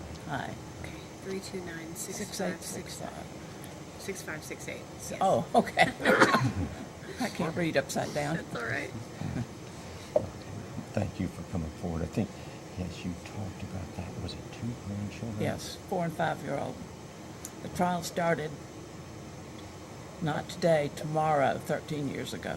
Was that here in Jefferson County? Yes, I think on the 6th floor in probably courtroom 2 or 3. I'm so sorry.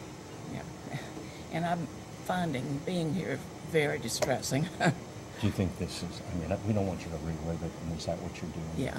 Okay. We're getting there. All right. And we haven't even got to it. Well, I'm a psychologist, but it's still, I'd go right there. I got you. And the anniversary is tomorrow. At the start of the trial. That's fine. Yeah, they were killed on the 25th of July, 2008. Commonwealth started prosecution in December of 2009, and the defendant was convicted, 2 counts of murder, 1 count of first-degree assault, and he was a persistent felony offender, so he got like 3 life sentences. And was this someone who was known? Did you all know him? No. He was a stranger? Yes. He was escaping police pursuit. I understand. I don't have any questions. Okay. Thank you, Tom.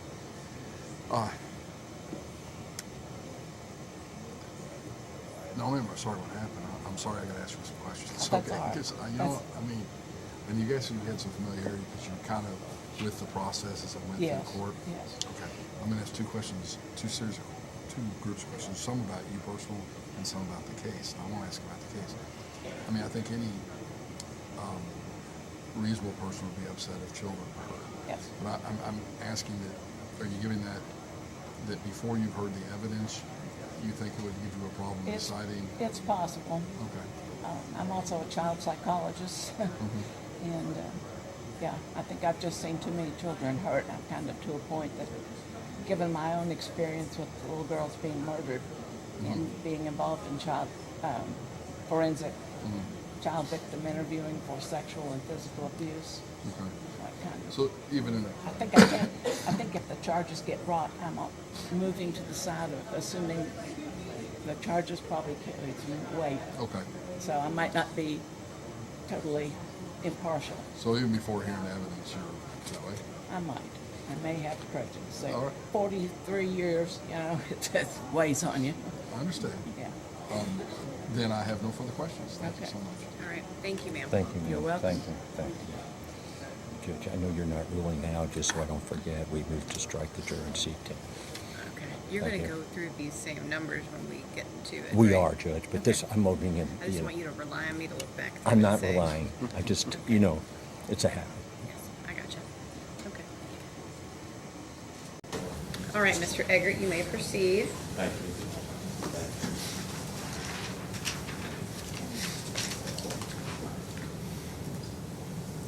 Thank you. Anyone else on that second row? Third row? And you're the school principal? Right. So 8358, yes. So I'm obviously very aware of students, the students with trauma specifically, of having to work with those students and be surrounded by the ramifications or impact of either violence in a home or something that happens to them in their lives. So, and that's something you have to deal with every day? Every day, Right. yes. And so in case involving any kind of alleged allegations to children, be very difficult. Yes, it does. And I think you mentioned too, you have some pretty big schedule, a meeting coming up. I do have some challenging schedule conflicts, yes. Thank you. Yes, I'm a retired. you all see? I know, and we actually know. I know. We did not plan that, I promise. That's something, you all know each other? Okay. Well, that's unreal. Anyone else? Anyone else in that row? How about no ask? Anybody? Yes. I'm a previous foster parent, and so I'm particularly sensitive to child trauma. And is that situation, when you said you're a foster parent, you're getting kids who? Yes. Okay. And so you're looking at kids who come in and they're still, even though they're really, they're still suffering or experiences what's happened in the past. Yes. Okay. And I guess I'll ask you, have you been a foster parent for a long time? I'm not currently a foster parent, Right. but I have been in the past for a number of years. For a number of years. Okay, so in case involving children, even though not physically hurt, maybe thinking what's going to happen in the future, will they see this, will they remember this, how they will affect them? Is that kind of? I don't know the details, so it's hard to say, but I would say I'm sensitive to that. Their trauma. Do you think it'd be hard, difficult for you to sit on this case because of that? I think it could be. It could be. Again, I don't really know. Depending on the evidence, it could trigger that. It could trigger the kind of things you're talking about. I guess so. But let me ask you this, how long have you been a foster parent? How old were the kids? Under 5. Under 5. Thank you. Thank you. Oh, and I'm 8, 5, 3, 8. Thank you. Anybody else on this last row? Anybody at all? Okay. Over here, anybody, allegations concerning involving children? Anyone, would this give anyone, man, I don't want to deal with this, I can't deal with this, and somebody would be, I guess, super sensitive? Yeah, I don't know, did you go ahead? 8725, probably not really relevant. In addition to having a bunch of grandkids along the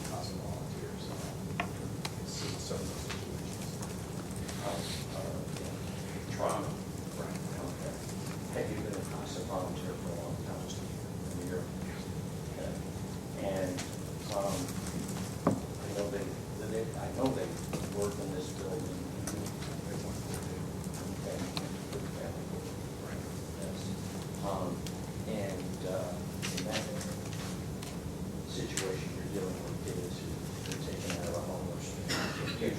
Usually, sometimes, yes. Let me ask you this, case involving children, is going to be hard or very difficult for you to sit on?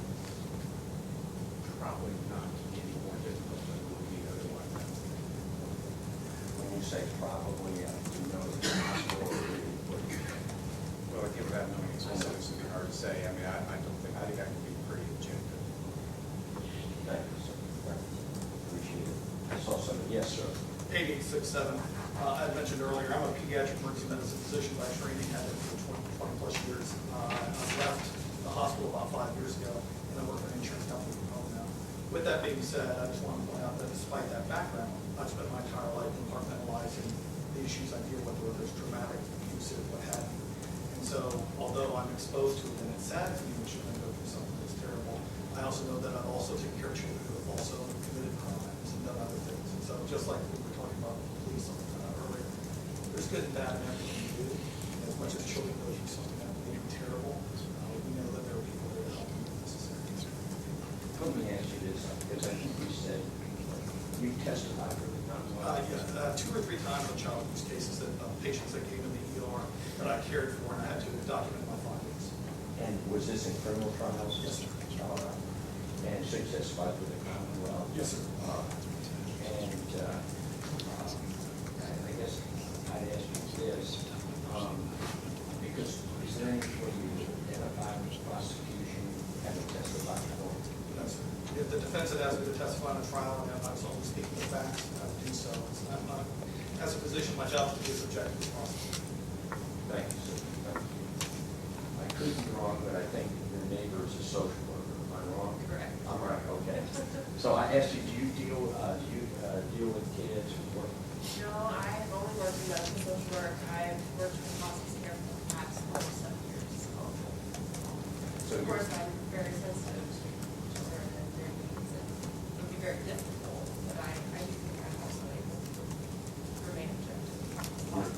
Your experience is hospice. Primarily, and long-term care. Thank you. Thank you. How about, Yes. 8998, of course, everybody here obviously has kids, but depending, I guess, the age range of the, we were talking about, I have a 4, a 2, and a 10-month-old.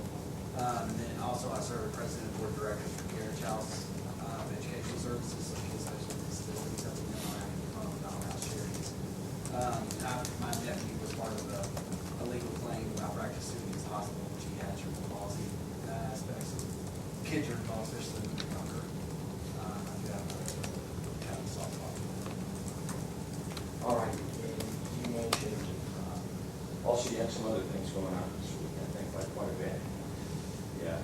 Let me ask you this. The case involves these one dangerous charges, but I don't want to say they're not the primary charges, but there's a murder charge here as an adult. What do you think? I mean, do you think that while you're involved with children and what you do, that that's going to be an issue for you? No, I still give it. Pardon? I still give my honest opinion. Yeah. I appreciate it. You've been doing this work for a long time. 7 years. 7 years. Thank you, sir. Thank you. Anyone else here on this row?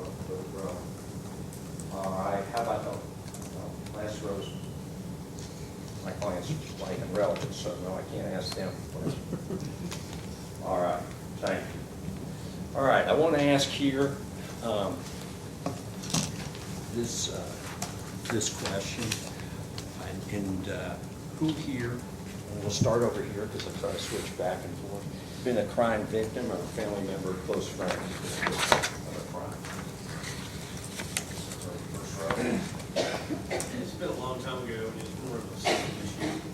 It was kind of a clouding of a title that I went to the Florida State Attorney's Office on. So I had no problem with the marshal. Was that your property? Or It was my mother's property. your mother's property? All right, was it some years ago? Yes, sir. About 12 years ago. Thank you. How about the second row? At all? Third row, family member, close friend has been a victim. Anybody? All right, how about over here? First row, family member, close friend, been a victim of a crime. No. Maybe our city's more law-abiding than it appears, okay. Yes, ma'am, you have answered. Yes, well, here, yes, ma'am. 8211. My friend was killed in a hit and run. Well, I call it a hit and run. He's killed on the farm. How long ago was this? Like, what is this? December, so like 4 months ago, and back in June of this year. Have they arrested somebody? No. Do you think they should have arrested somebody? Yeah, because he was on his motorcycle and a car hit them, and it killed him and his girlfriend on it. And the person who hit them left the scene of the crime and went home that day, and still not in jail. So yeah, very upset about it. That's unreal. I'll talk to the prosecutors. All right. So. Thank you. Thank you. Yes, sir, I saw another. My car was broken into about 6 years ago. Was anyone arrested? No. The policeman came, thought I did it, and then took my car away and fined me. I had to pay for it. You were the victim? Yes. All right, then we should have called. Yes, sir. Well, I don't know what to say about that. Who else here? Second, third row. How about the last one? The victim, relative, close friends. Yes, sir. 8624. Yes. He was the victim, he pulled the trigger. 1993, things Philly, found drunken game of Russian roulette. He shot it over the trigger to death. Took it for manslaughter, he's out, off the parole and everything. Pardon me? Awarded now for GED. A long time ago. Served his time. Were you related to the victim or the? You said good friend. Good friend, no, so it's good friend, but just good friend, the victim. Killed one of his good friends. Playing roulette. So your friend was the defendant in the last? Yes. Okay. Did you attend trial at all? No, I was stationed in Kansas at the time. Okay. And how did you feel about the whole thing? Did you think it was fair? I was getting all the information word of mouth. You know, we're talking 1993, a bunch of internet back then, or information, so there's some phone calls.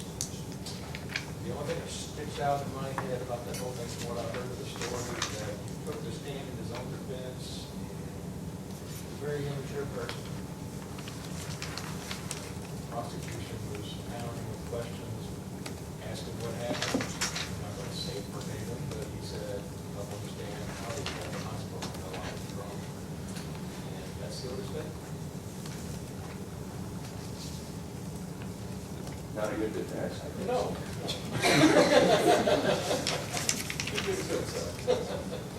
In every way. I feel bad for the fellow's mother. She was an attorney. I actually see her all the time. 495, I came back to town. She had no idea who I was. I had her every day.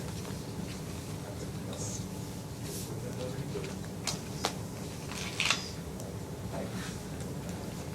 I saw a hand over here in front of it, yes. Yes. Yes, please.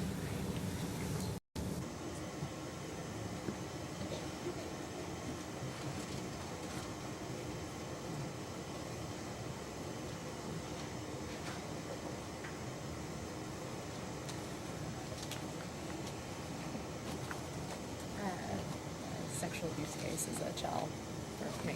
Okay. Any questions? Oh, yeah. I'm sorry, were you abused? Yes, as a child? As a child, yes. Okay. And was it, did anyone get prosecuted or anything? Yes. Really? Okay. All right. Not till I was in my 20s. Okay. But ultimately, they went to jail went to jail.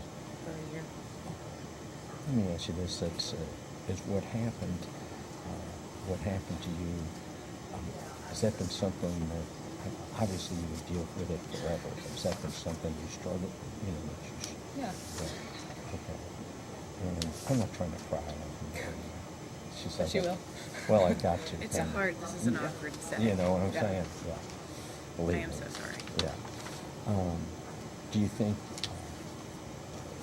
when you say you're continuing to have this struggle, even before, the guy was prosecuted, and even afterwards, do you still trying to deal with this thing? Yeah. Okay. There's no sexual abuse in this case, but there's allegations, obviously, of children being in danger. And what do you think about sitting on a case like this? I've never been on jury, or I don't really know what to expect, but obviously to protect a child. I don't really know what the case is. I can't. Okay, I don't know. let me ask you this. Did the person go to trial, or did he plead guilty? He pled guilty. Okay. And was this something where you disclosed and they investigated, or how did it, you know what I'm saying? Yeah, I mean, it's a long process, and it wasn't just me. It was a family member, and it was several other cousins, and so there was multiple family members. And did you work with the prosecutors on the case? And was the guy indicted in circuit court? He lived in North Carolina, so it was all for me. I didn't ever have to go and testify or anything. It was all over the phone, and I didn't go there. I'll just ask you a couple more questions. How's that? And so, how long ago was it convicted? Let's see. It's been 20 years ago. 20 years ago. Yeah, So you're 22 maybe or something. Pardon? Maybe 22 years. 20 years 22. ago. Okay. About 20 years ago. And, you're still dealing with it right now. Okay. I do just real quick, juror number 8516, I wanted to note your number. Okay.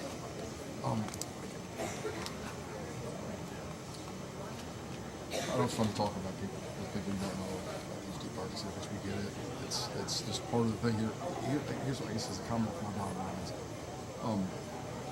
in this case, I know it's a homicide charge, murder charge, gun went off, people in the area, so therefore there's not a danger to the kids. Anything about that you think is going to prevent you from giving fair shake to both sides, hear the evidence, and render a decision about what you've been through? Okay. And that's about the case. Then asking you personally, going through a trial, I mean, I know it's not the same thing. Do you think that's going to trigger anything, or do you think you'd be able to? I mean, I think I can do it. I don't know. Hey, guys, What you're looking for. We're not really looking for that. Just we want you to be able to complete the trial in a healthy manner and be fair to both of us. And I think you told me to do that. Yeah. Then I'll stop looking for whatever I was looking for. Is it fair to say, and this may be an unfair question, it's hard for you to be sure. It's like, Mr. Eggert, I can't hear you. Is it hard for her to be sure? And I think she said it is. Yeah. Just can't be sure. Let me ask you, ma'am. So at the end of the case, I will give you the law if you were on the jury. Okay, I will instruct you on the law. Will you be able to, knowing your history, would you be able to make a decision based on the evidence and the facts that have been presented to you and with the law that I have given you? Would you be able to objectively make a decision? Yes, I think so. Okay, all right, thank you. I'm going to move to strike her, Judge. And I don't know anyone who has ever said no to that last question. I think I'm supposed to ask it. Now, there have been some You don't understand what I'm situations here saying. where it's been so obvious, but that was a little more on the line, so. Well, plenty of people do a death penalty or die. There are laws to consider the death and all that. So yes, there's lots of We'll people talk that say about it. All right. All right, Mr. Eggert, you may proceed.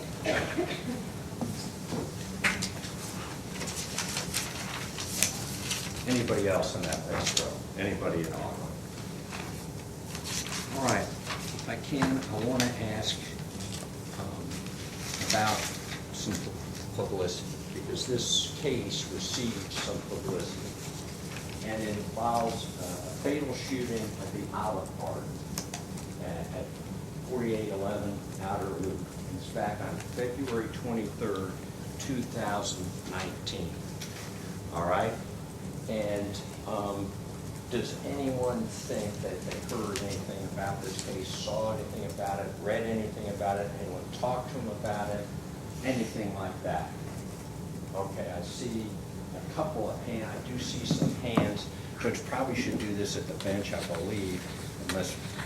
Okay. I think. All right, why don't I start? I'll start here. Yes, ma'am.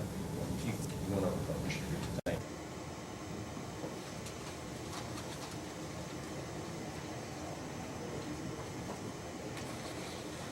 I think she might already be at Hart's.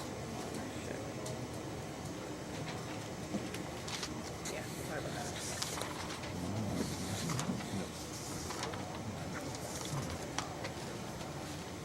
So I live over there off near Oklahoma and Oakland off Blue Lake Road. So I heard about it happened a couple years ago. I don't remember much about it. I do remember when the case first came out, Facebook shares, all the above. I don't know anybody involved, but you know, you just, like I said, see it on Facebook and stuff. I live in the area. You have those Facebook groups of like your neighborhood watch, Oklahoma area. There's an Oklahoma like news group. You know, people post local things that happen in the community. So that's where I heard from it. Like I said, I don't remember all of the above because, you know, this happened years ago, but that's about, I do know of the case. Okay. And you have a root canal scheduled tomorrow morning, I right? do. It's tomorrow at 11 o'clock. Okay. It's 2 fillings and a root canal. Okay. Okay, all right. Thank you. Thank you so much. I thought, No, that's good. Yes. I think a lot of these might be hard strips, so I'm gonna just do that. No, that'd be good. All right. Are we waiting like you'll? Yes. Right. Who is the next response to that question? Come on. Yes.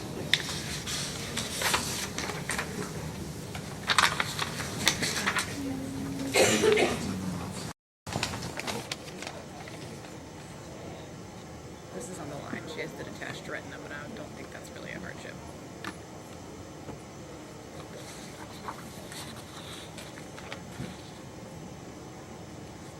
Hi, ma'am.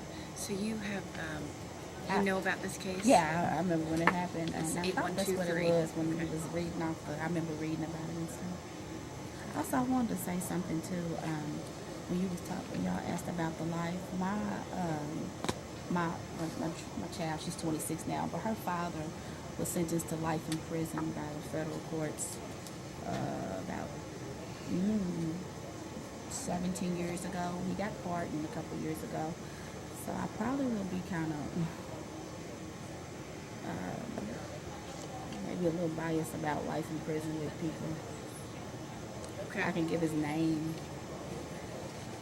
Mr. Eggers. Hi. Hi. Okay. Thanks for coming up. Okay. First, regarding, what relationship to you was it who was sentenced to life? My oldest daughter's father, Oldest daughter's father. And what's his name? Ricky Calloway. Okay. Well, let me ask you this. You understand on the sentence, if you get that far, it's the whole jury that decides. Do you understand that? It's not just, it's not just one person or anything. You have to, the whole jury has to decide. And the second thing is, do you also understand that it's okay to struggle with giving someone a life sentence, right? Yes. Okay, you wouldn't want 12 people to say, oh, let's give a guy a life, right? You'd want people to think about it. Right. Do you think you could, listen to the other jurors, give your opinion, and fix a sentence in the case? There's a whole range of sentences. It's from, if on murder, it's 20 to 50 years or life if convicted of murder. And the whole jury has to go, you only get there if you believe beyond reasonable doubt he's guilty. And even then, you then talk about what the sentence should be. Is that fair to say? So I guess I'm asking you, if the judge instructs you that way, do you think you can do that? Do you think you consider all the possibilities, listen to the other jurors, and reach a sentence? fact, I could, but I'm gonna be honest, I just really would be really hard about sentencing somebody to life. Right. You may be hard about it. You're not saying you'd never do it. It just, that's not where your first thing would be. Fair to say? It would be very last resort, but Right. I probably wouldn't. You wouldn't want to do it? No. Okay. But in terms of considering the penalty and considering it, it's not, you're not promising I'll give a life sentence, okay? But in terms of, I'll consider 20, I'll consider the full range. Yes. You could do that. Is Yes. that fair to say? Yes. So, in other words, if the judge say you consider all the possibilities, can you do that? Yes. And you would do that, right? Yes. All right. All right. I should have asked you about the publicity. What did you hear about this? I just had heard it on the news that I thought something about a child was involved. A child had cut line, or they were waiting, and the child got pushed or something. And I assume it was the child's father, and him got into an altercation, and that's when he shot. And I thought, if I'm not mistaken, he left the scene but then turned himself in later. I remember when you were reading on some of the things, I thought that's what it was. I remember very well. And I could be not right on the nose with it. And then, because I remember, like, right after that, it was another, like, shooting at Walmart or Kroger's out in Louisville. And I was like, dang, it was like a few months later, another one happened in the parking lot or something. Did friends talk about this? Did you see this on social media or the TV? Where did you see all this?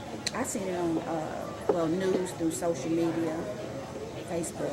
I seen it on news. And I mean, me and my family, we just talked about it, like, we didn't have no opinion about it. We were just like, dang, because right after it, like I said, I think it was either before or after it, it was another shooting, like, right in that area at Walmart or something in the parking lot.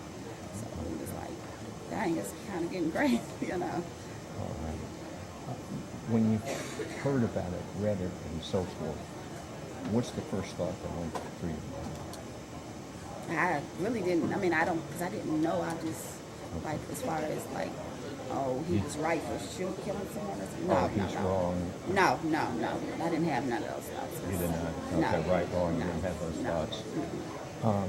You know, I just was like, that's crazy, you know. You may hear things in the trial that trigger more memories, okay, of what you heard.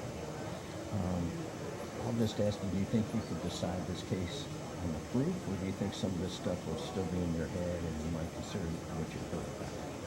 No, I wouldn't consider, because I don't think I've heard what I read as far as when it was on the news and stuff. But, I mean, I would definitely go by all the evidence. Thank you. Mr. Baker? Do you believe everything you see on the news or anything? No. Right. So, because I work in, like I said, that's another thing. I work down, I'm a manager at U of L in emergency psych services. So we get a lot of patients that come from the court system for a mental evaluation.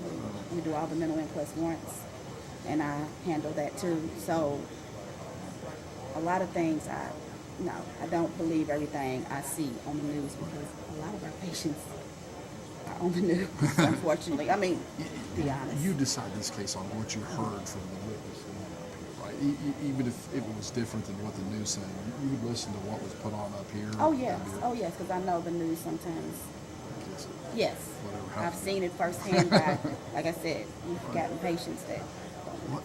Let me follow up with this. You said that Ricky Calvin is the father of your My oldest daughter. oldest yes. daughter. Did you think I want to kind of explore the process. I know you said he got released. Did you think he was treated fairly or unfairly? Well, I'm gonna be honest. What he did was wrong. It was for drugs. We were not together. I was married to my husband. I'm with now at the time. So I do believe he should have did some time for the crime. But life sentence, I was like, I mean, he didn't kill anybody or nothing like that. But I do believe what he did was wrong. It's illegal, and you have to So do your the time. problem with is that maybe the proportionate penalty, Right. not the fact that I know that you're not with him and you're with your husband, but anything, honestly, axe to grind. Are you mad at the system or anything? I know he got pardoned and everything, but did he got a life sentence? I mean, I'm part of the system. So if you don't like it, I'm in big trouble. No, That's because what I'm I work asking. with the system too. Like, no, Yeah. so no, I'm not mad. I don't like everybody in the Right. system. Well, no, but I mean, no, I'm not like, Okay. I'm not like mad at, I mean, that's, like I said, you do the crime, you take time. But I just thought it was a little harsher, But no, as far as strictly like, I hate the system or something, no. That was what. All right, thank you so much. Thank you, ma'am. Thank you.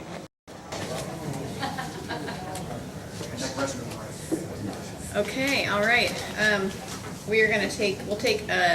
Let's try to take a 5-minute break here. If you all need to get up and use the restroom. Same admonition applies. Do not discuss this case with anyone, including each other. Don't do any independent research about this case. Don't form any opinions about this case. And let's gather back outside at 3:45, please. Thank you all.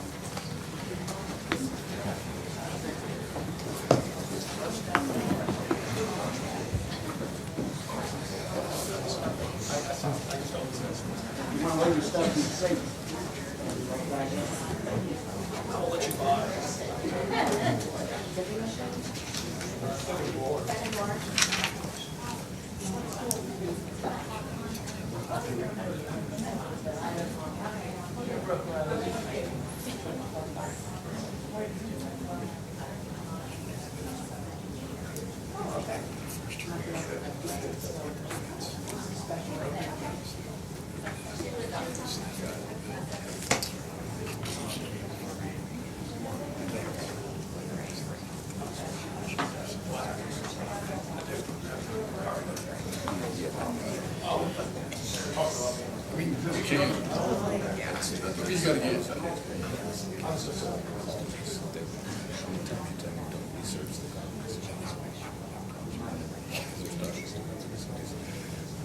Well, he ended up getting moved to federal court.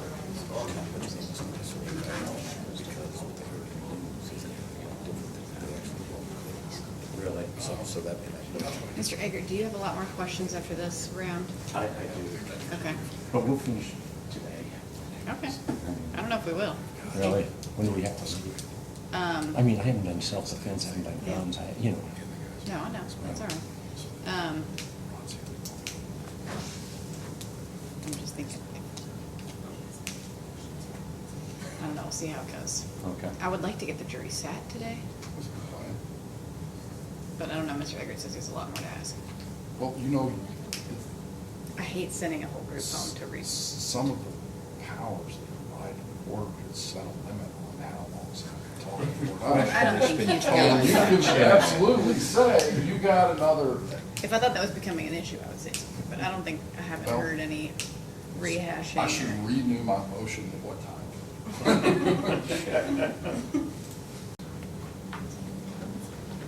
Oh, thank you, ma'am.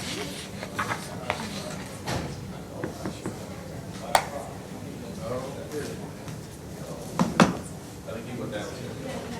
He went downstairs? Oh, here he is. He Okay. just came up. He just walked back here. 5 minutes never means 5 minutes in court. We're like, well. I'm gonna say, we'll end at 5 today. I don't wanna keep I don't wanna keep them super late and have them have to reschedule everything. So hopefully we can get done by then. If not, I guess we'll bring them all back tomorrow. Are you talking about getting the strikes? I know that might not work, but I just don't wanna keep them all here. Mr. Eggert, I can stay, but I don't want to keep them past 5. So if we get to 5 and then we get a strike, we can do that tonight. Right. But I don't want to keep the whole panel past 5. Let's bring it back.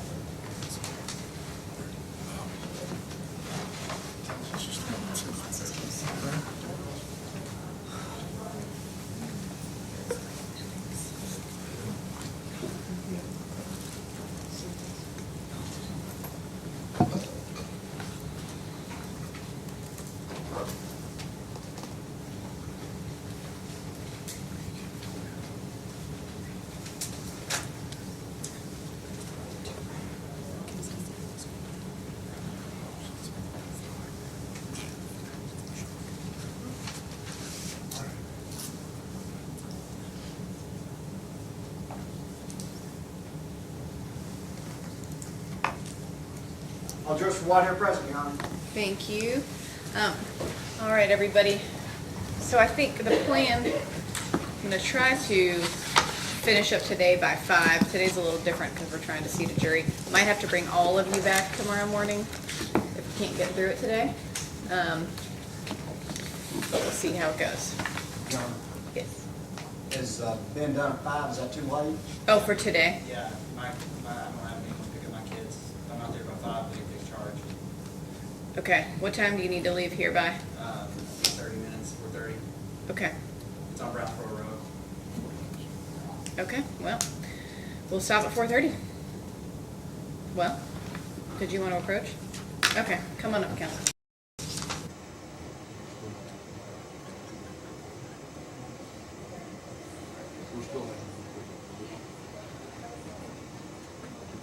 You want to go ahead and let hardships go?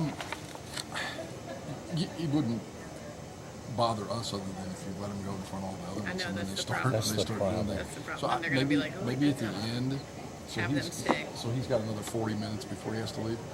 You have more people you want to parade up here about. Right, who listen. heard about it, because I don't want someone blurting out. Would it be okay with the court, and it's up to the court, I guess, that like at 4:20 or whenever you think the break needs to get him out, then we'll make him then?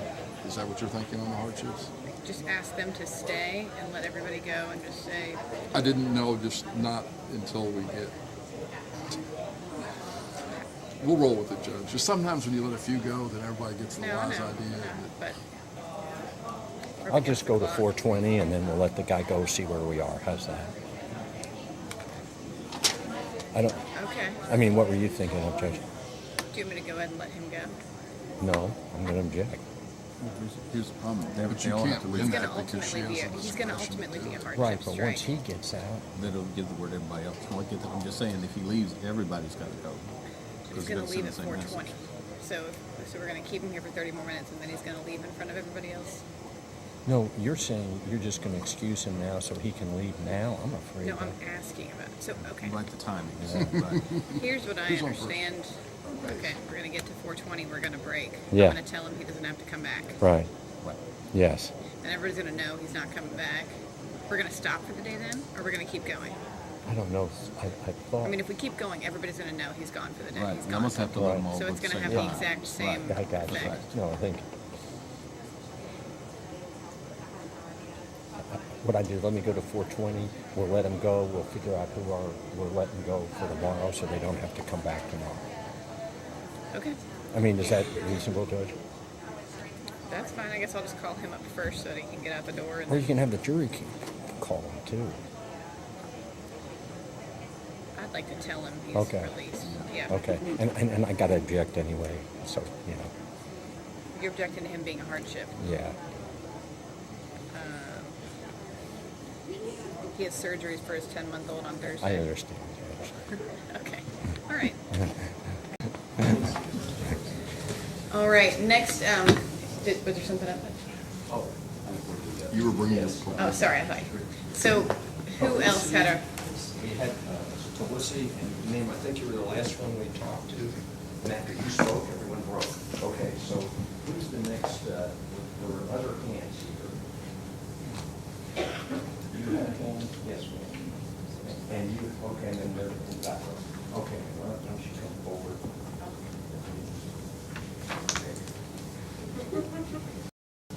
Well, I mean, come on. She calls. She's She's calling. Yeah. Yeah. Do Pardon you me? want to say we don't need to talk to you, man? Exactly, but I don't want to do that in front of everybody. Okay. What am I going to say? You're not going to be on the jury anyway. I know. Jesus. Hello again, ma'am. It's good to have you back. I think I read about it in the Courier Journal. I believe I also voted like a content moderator or reviewer for Nextdoor. And when you said Olive Garden, I thought, oh yeah. We took off a couple of comments, so I do Okay. not. Okay. Oh, Thank you, ma'am. Nothing thank shocking. you. Okay. Thank you. Thank you.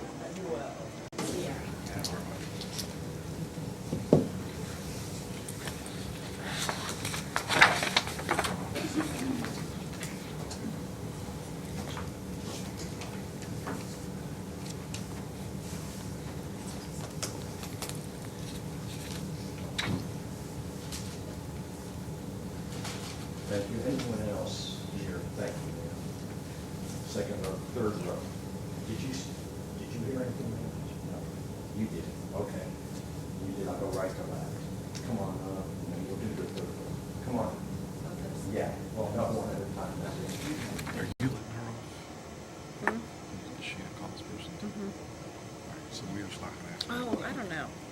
I couldn't remember where you pegged.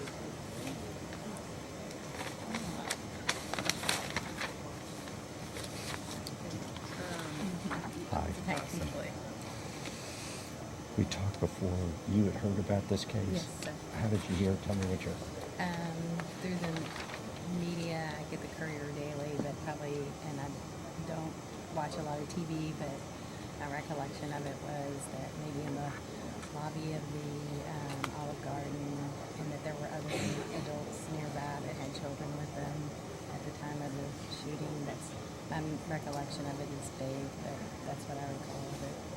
Was it just the Courier or social media? Did you hear, see anything? Or I'm not a lot on social media, so it would have been the Courier? probably the Courier. All right, and the children were nearby and the shooting and all. Adults, and it was my recollection of it. Did you ever talk about it with anybody? No, Do you remember anyone talking about it with you at all? no, not specifically. What was, do you live anywhere near there? No. What was the first thought that went through your mind when you read or, well, yeah, the Courier when you read about it? Just concern, shock, confusion, like how frightening it must have been, and how I'm curious about like what could have, what could have sparked that, what could have, been in people's minds. How did it escalate? Okay, and do you remember that part about the children being there? It seemed like what I remember is that some of the other adults had children with them. Okay. And I think you had expressed, and I could be wrong, but because we've talked to obviously a lot of people, but I think had you been one of those expressed concerns about children sitting in this case with children? Yes, sir. Okay. Okay. And that's still a concern, I guess. Yes. Okay. Be hard for you to sit on this case. And then we had the other issue. Yeah. I don't have anything more. Okay. Just have a couple quick ones now. Do you believe everything you see in the media? Or No. No, okay. Do you believe, and here's what we'll get to, because, there is a crime in Kentucky if you endanger a child. That would concern everyone because it's a crime. Right. But do you think at this point that, based on what you've heard, the defendant's guilty, or you prejudge the case based on what you've heard? I haven't heard all the facts, so Right. I know you've heard, you have, let's not call it facts, you've heard media stuff. Right. But you don't have an opinion right now about the case of who's guilty or not guilty. No. Okay. Would you think if you were on the jury, would you be able to only decide the case based on the evidence you heard from the witness stand and other stuff that was given to you? Would you feel comfortable with that, you think?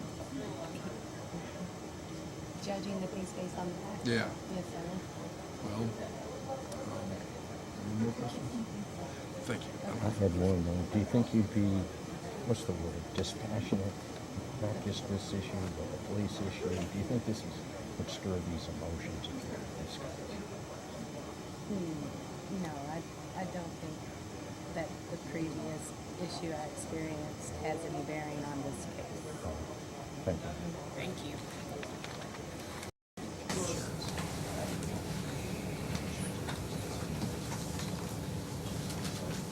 Yes, ma'am.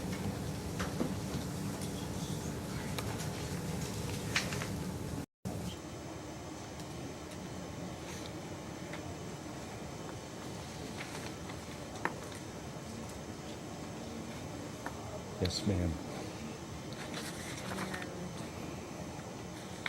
And you have a meeting I on do, on Wednesday, right, that you Wednesday. can't get out of? Yeah. Okay. All right. Thank you. Okay. Thanks.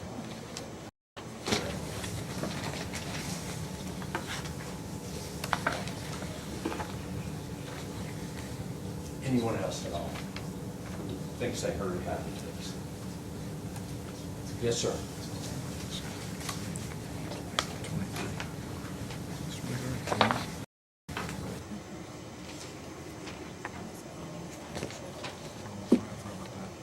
And sir, you, didn't remember it until you started talking about the case earlier, but I don't think it's going to affect if I wasn't a jury or not.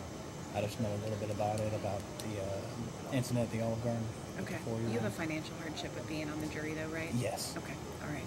Thank you, sir. Thank you. You guys have a Judge, is that the contractor?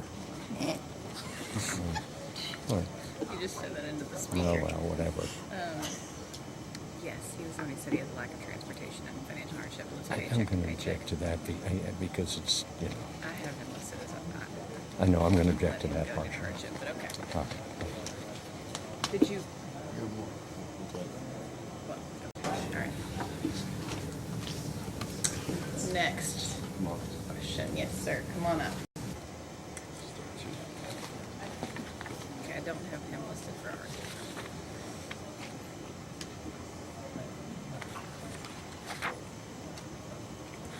Yes, sir. You raise your hand, you heard something about this. What did you think? I just remember reading about it, either maybe a news article or on Reddit or something. I know that there was like a disturbance between a couple of people and presumably the defendant, and then he was surrounded by the restaurant and ran out. Do you think you read one article or more than one? I read a lot of news, so it's probably multiple articles. Okay. Yeah. Where do you do you read the Courier or Google News and on Reddit, Reddit local subreddit that a lot of people post those? Yeah, relevant local news in there. So I read about it on there too. Do you remember some comments that you saw? Not specific comments. I mean, it's been, you know, like so, I can remember specific. Even not specific, but general. Do you remember generally what the people felt about it, what they knew about it? Generally, there was a bias, just kind of like pointing the finger. Can you all speak? So the point of the white noise is Sorry. so you all can speak in a regular. Sorry, voice. sorry. All right. Kind of generally just like pointing fingers at the defendant, so you know, putting blame at him for, you know, endangering people's lives potentially. So that's whether or not that happened or not, I don't know. No, I got you. I got you. Did anyone ever talk to you about it? Personally? Yeah. No. Or did you ever talk to anybody about it? No. And did you post a comment at all? I don't remember. You don't remember? Okay. All right. Well, I guess I'd ask you this.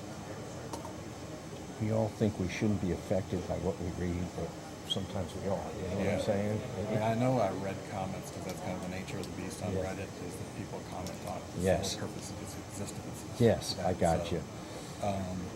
I'm sure I read comments on it. Right. Do you think when you try this case, will you be affected by those comments? I know you don't. You're going to say no in terms you know not to and to compartmentalize and all that. But I think there's a chance. There's a chance that you might be affected by what you've read. Yeah. Is that fair to say? Predisposed, yeah. Predisposed. I really appreciated what you're saying is you read this stuff and it's hard just to throw it out of your mind, Right. even if you're supposed to throw it I out would of say your mind. it's colored my judgment. It's colored your judgment. Okay. And it'd be very hard to uncolor it. Yeah. Okay. Is that fair to say? Yeah. All right. In his eyes, he starts off with a strike or two against him. Is that right? In your eyes? Yeah. Maybe not two strikes. One strike. I mean, I'm a fairly objective person in general, but it's Bad yeah. Thank you, Judge. All right, Mr. Baker. I was going to ask you this. Very eloquent way to put that color in your judgment. I like that. Why do you think these comments? I mean, you're a consumer purveyor, consumer of news, right? And there's all kinds of stuff. Why would, in this case, do you think that it would? So the problem specifically pointing the finger at Reddit is that there seems to be like bandwagoning going on. So if someone decides to post a certain way about an article, and I read a list of replies, they've all kind of gone down this, kind of shifted one way in their way of thought. And if I've read through all those comments, then it could sway my opinion. In what way? I hear you. I mean, I do hear you. I'm just kind of figuring, like, normally the question I ask when we come here is, would you solely consider the case based on the evidence brought to you from the stand and base your decision on what you heard in the courtroom? Is that what I ask? Why would this? I would do my best to. We knew what, but is there something peculiar about these comments? I mean, do you believe everything you read in the news? No. I mean, right. And I just wondered why you felt it already colored your judgment based on what you read in this case. I don't know. I guess maybe I'm just quick to form an opinion sometimes. Fair enough. Okay. I sure appreciate it. Thank you. Thank you. Okay. I think I may have to get off the jury. I think I may have to get off the jury.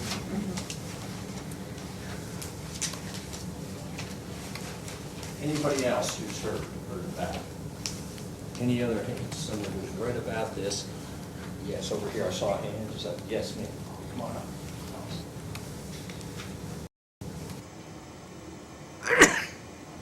Bless you. I'm sorry.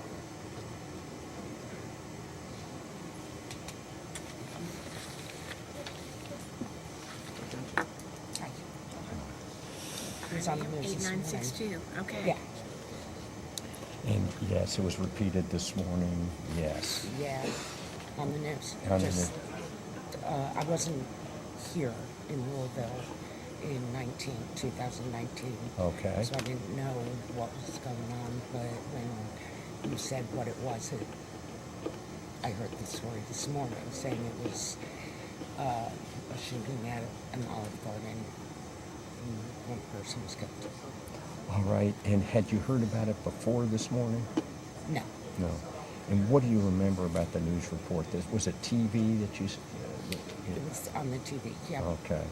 And what do you remember it said this morning? It said the trial would be starting today. Yes. And it happened back in 2019 at the Olive Garden. It was something that had to do with pushing a child. Okay. And I don't know. I didn't pay that much attention to it, but when you started saying some of the things like the Olive Garden and somebody had been shot, I don't know how the altercation happened. I understood that kid got pushed or something and somebody got shot. That's about all I know. No. I appreciate it. And did you talk about what you'd seen on the news with anybody? I don't mean necessarily anybody in this building, but with your family or friends or anything? No, no. Okay. Did anyone talk with you about it? No. What did you first think when you saw that on the TV?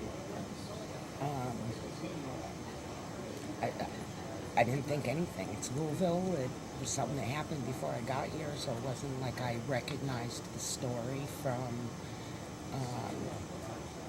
anything that happened while I was here. Okay. Did you think about, what did you think about when you heard it? I didn't think anything of Anything? it. Nothing? No, just like another story on the news. Okay. Now, my wife had said it was on the news and there was video. Was there video? I don't know. I was Okay. in the bathroom getting ready So to you come heard. here while... Okay. Yeah, so I was listening to it on the TV. All right. Would you have any, I guess sitting on this jury, do you have any pre-thoughts about what happened or anything like that? No. Okay. No. All right. More interested in what happened Rather than okay. knowing what happened. All right.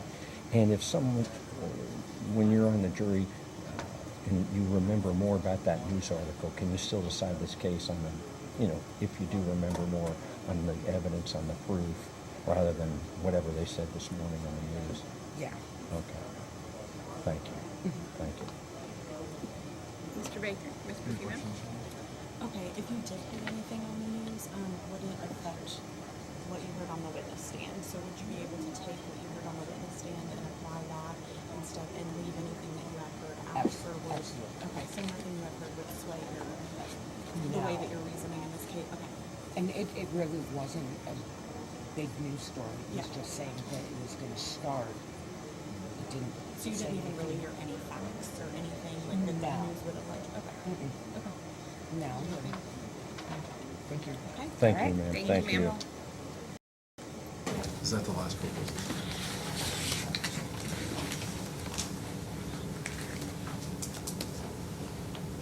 All right, Mr. Eggert, you may continue.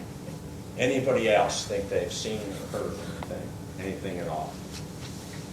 All right. Now, this case involves use of a gun, okay? And people have different views of guns, okay? So I'll start over here. Who here, when we read these stories, thinks that, who here just is not comfortable with guns, doesn't like guns, thinks we have too many guns? Anybody at all? All right. Ma'am, start with you. Go ahead. Number 8168, I absolutely love guns.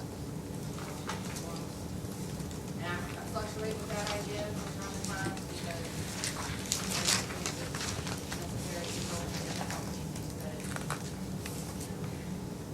an awful thing. I definitely think there's ways to do guns for sure. And do you think basically, I'm not talking about police or military, obviously, but do you think people shouldn't have guns, basically? I basically think that. All right. And do you think that there's been a lot of stories about crime in our community and so forth, and do you think one of the problems is too many guns? This case involves the use of a gun. Okay. Again, do you think that'll be an issue for you in this case? I really don't know. It could be. I've been thinking about it since I've been sitting here. All right. Okay. It might be a problem. You don't know how you'll react.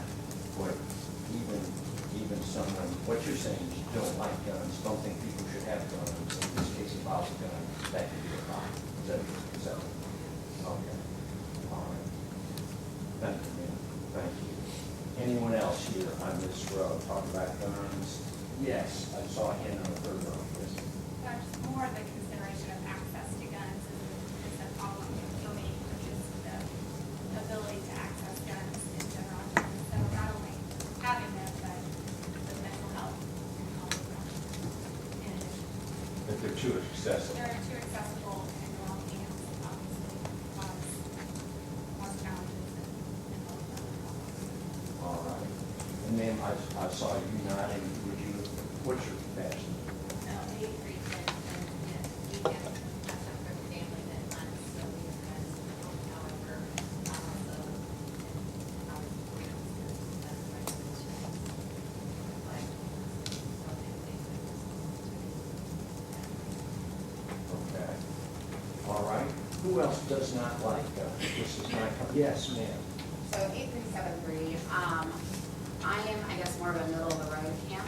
I do not like guns. I don't ever want to have them. I think we have way too many guns. And if the Second Amendment is not how our fathers intended it to be used for anything big. But I also recognize we're not going to get rid of guns and people should be allowed to have them, but it should be moderated. People do not need military level weapons. People need background checks. There needs to be recertifications. Just because you were mentally sane enough to have a gun 10 years ago doesn't mean you're mentally sane enough to have a gun now. And there needs to be better controls on this. All right. This case, shooting, do you think guns are one of the reasons you seem to have so much crime? Yes. And people get more guns and we just have more shootings. It's just an escalation. All right. And you're sitting on a case, there's use of the gun, shooting. Assuming your evidence my client had a gun, is that going to be an issue for you, a problem? The gun alone, no. When you say the gun alone, what do you? Well, I mean, I don't know the rest of the case. I don't know the situations of the gun. Did he steal a gun? Did he, find a gun laying on the ground and just pick it up? I mean, I don't know the situations of the case. Thank you. Anyone else over here just have problems with guns, don't like them, don't want them around, and just make them uncomfortable, just don't like guns? Anyone else? Now, no, sir, you're not the case because you're in the military, right? Yes. right, anyone over here? How about over here? Any people who just do not like guns? All right, yes, sir. 8725, I just want to affirm what she says. I don't have a problem personally with people having guns, reasonable guns. I haven't done it, but I think we have way too many guns. They're way too accessible. Nobody needs military style weapons.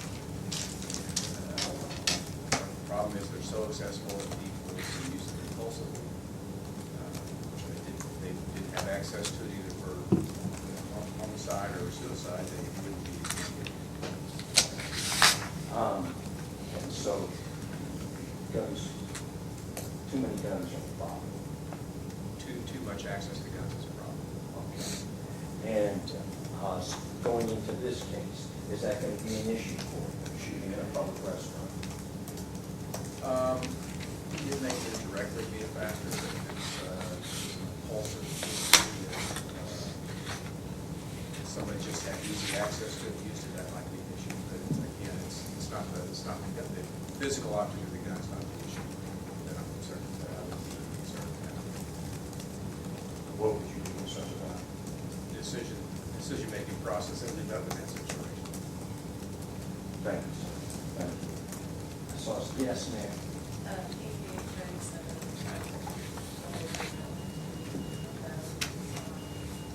I can understand small guns and your home, but I don't feel that you need access to military weapons. Okay. And you mentioned the home, okay?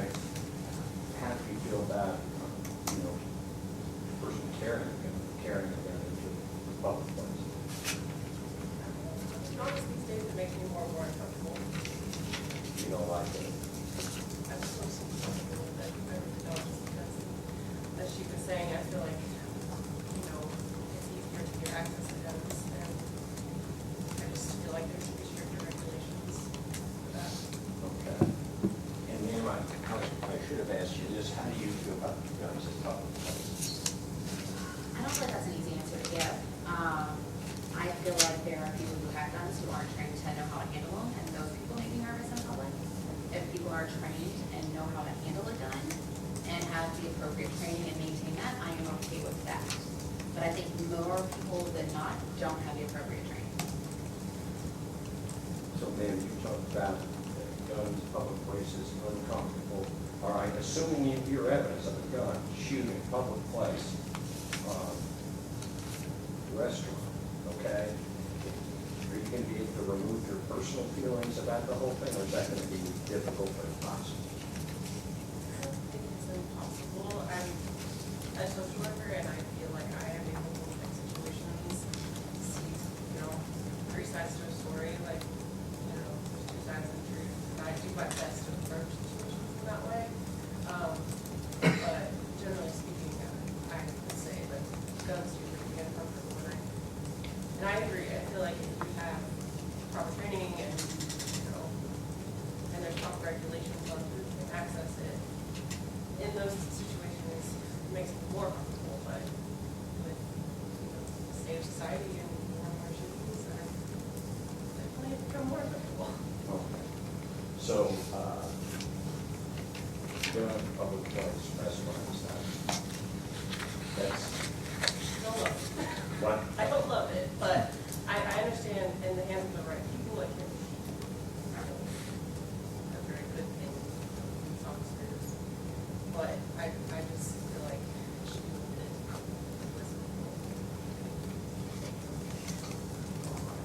And do you think it should be limited to police or? Like I said, in my mind, it makes more sense if, if you had a gun in your home, self-defense, in a setting like a home, but I don't really feel military grade weapons should be everyday civilians. Anyone else on this row? Okay, I saw a hand in the next. Yes, ma'am. 8993. I really don't like guns. I'm 19, and the past 2 years I've had a gun for one twice. And just that, also going into like school shootings and things like that, like that's really prevalent there's the lockdowns, and I really don't like it. Have you been in a school where there has been shooting? I've been in not an actual shooting, but like a lockdown. Because they're afraid that they're, and was that here in Louisville? Yeah. It was Daytown High School? Okay. And obviously that's terrible. And you, what were you, a senior? Junior in high school, and you have to have a lockdown, so. All right. And obviously there's the stories in the news of people your age in high school students have been forced to, killed. So this case involves a gun. How do you feel about sitting on this? I mean, it's less about the fact that there's just a gun and more about the facts and evidence that's being presented. I'm having trouble hearing. Well, I think what she says, go ahead, why don't you say it? It's less about the fact that there's a gun in the case and more just what happened in it and the facts and evidence being presented. It was locked down, school stops, people are scared for their safety, okay? This is a shooting in a public place. Is that going to be on your mind or the back of your mind when you're considering this case? Okay, and Mr. Eggert, it is 4:20. Okay. I turn into a pumpkin, okay? Sir, in the blue polo, I'm gonna ask you to come on up.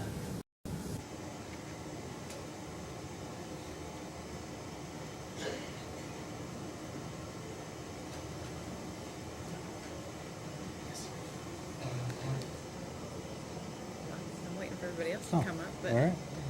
nobody else is coming. Mr. Baker, did anybody want to come up? Morgan. All right. Yes, sir. We know that you have to leave. Yes. So I'm gonna go ahead and let you go. Okay. So you are excused from service. Okay. Based on hardship, I'm gonna excuse you from service in this case. All right. You will still need to report tomorrow. However, they're asking you to report. Okay. Okay. Tomorrow morning. So still show up for this case? Not for this case. So just call to the number like just they call told me it. to do? Yes. Okay. Yes. Awesome. All right. All right. Thank you so Okay. much. Thank you. Yeah. You have a great day. Thank you. You too. Did you, well, I tried to call to you, but you didn't hear me. I'm sorry, Your Honor. That's all right. Judge, It's can you? bad acoustics in here. Seriously. I cannot hear. It is. half the I things mean, I that these are. apologize, but I'm not speaking softly. I'm No, I know. Well, when you're asking questions, you are speaking kind of softly, and you're facing away from me. Sorry. So that's why I keep asking you to Judge, speak up. there's Mr. Wilcoxon. This was the contractor that I spoke into. Can you ask him if he can't serve? Because I got the feeling he can serve. Okay. He was the economic hardship. You want to ask? You want to ask him to come up? Yeah. 8419. Okay. And juror number 8419. Sir, could you come up, please?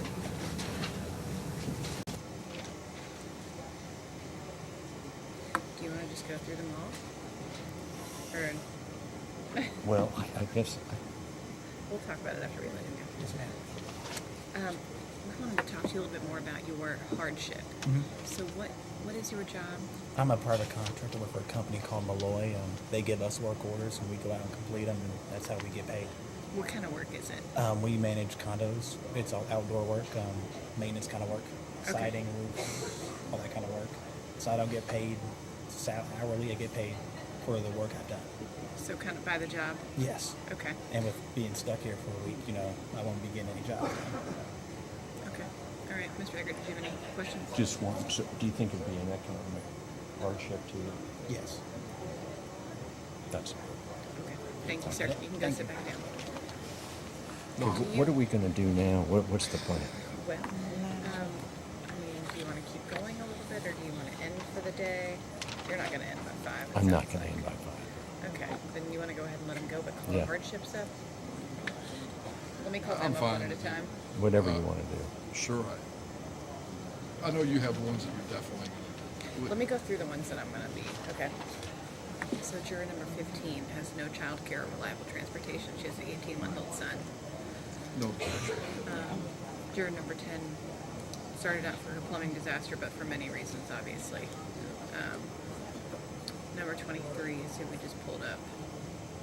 Number 20 is the elementary school principal. She has the all-day meeting Wednesday that can't be rescheduled, she said. Number 26, her mother has radiation Monday. She also has to pick up her kids from school and leave by 3 every day. Number 26 is that? Are you objecting to that, Rob? I'm not objecting I to. mean, you brought up the makeup of the jury, and she's an African American. Well, of course, that's two different issues, Judge. Whether someone is Number 31, she has to leave by 2:30 to pick up her kids from school. She said no one else can pick them up. Number 28, I didn't ask her a ton more questions. I don't know if you'll want to ask her more questions, but she doesn't seem to want to be on this jury. She said she's paid hourly. She's not paid she doesn't have any leave to be able to serve on the jury. And she has no transportation, which she said would be a financial hardship. Judge, that's 28. That's I think we 28. could bring her up. And Judge, did 13 have a child care problem or what? No. I don't think so. No, she No. had the detached. Wait, no. No, that's 12. I wasn't gonna. So then, 36 is the early doctor's appointment Thursday. I'm not really that concerned about that. She said she could be. She's got to go anyway. I'm sure there are going to be other reasons that she'll. Yeah. But in terms of hardship, she doesn't have a hardship. 45, obviously, we already let him go, but he has surgery Thursday for his 10-month-old. Number 3 has the root canal.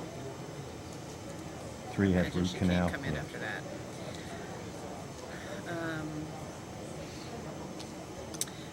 Number 26. Well, she already. Yeah. Okay. Number 16 is the one. She has ADD. She can't get her meds due to the shortage. She has anxiety and panic attacks. And She's got to go. yeah. Okay. Do you want me to call them?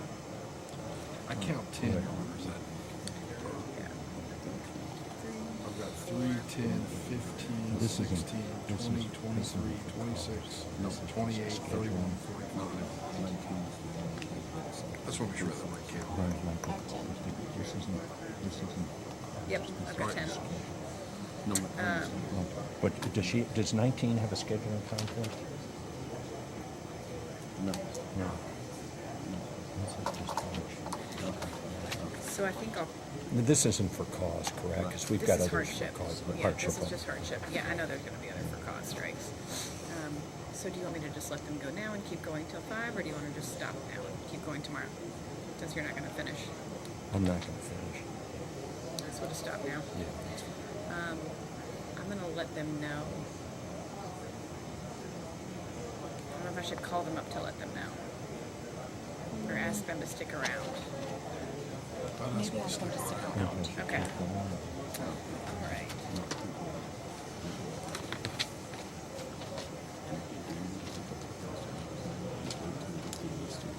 Sure, I don't want to. I'll see what you want to do. Yeah, I agree. Maybe we do those now. Maybe, Judge, when they leave, we could do some obvious cause challenges as well. Or do you want to do that? I kind of feel like we should just wait till it's Okay. over All right. for that. Thank you. Oh, do you want to call 28 up? Do you Yes. want me to call 28 up? Okay.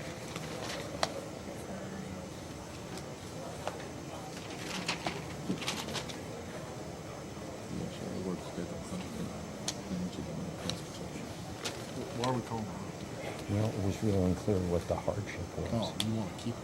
I don't know. It was. She said she had No, I didn't care. transportation. I was going to say, I'm fine if we get rid of her. Okay. Juror number 8570, if you could approach, please.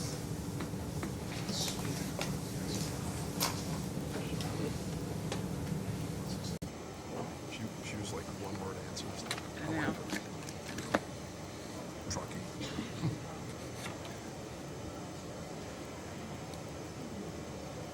Hi. We had some follow-up questions on your work situation. So I know you said that you work hourly. Yes, ma'am.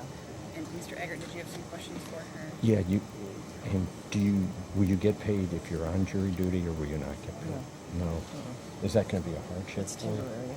What? So it's temporary and it's new, so Okay. I wouldn't get paid. You wouldn't get paid?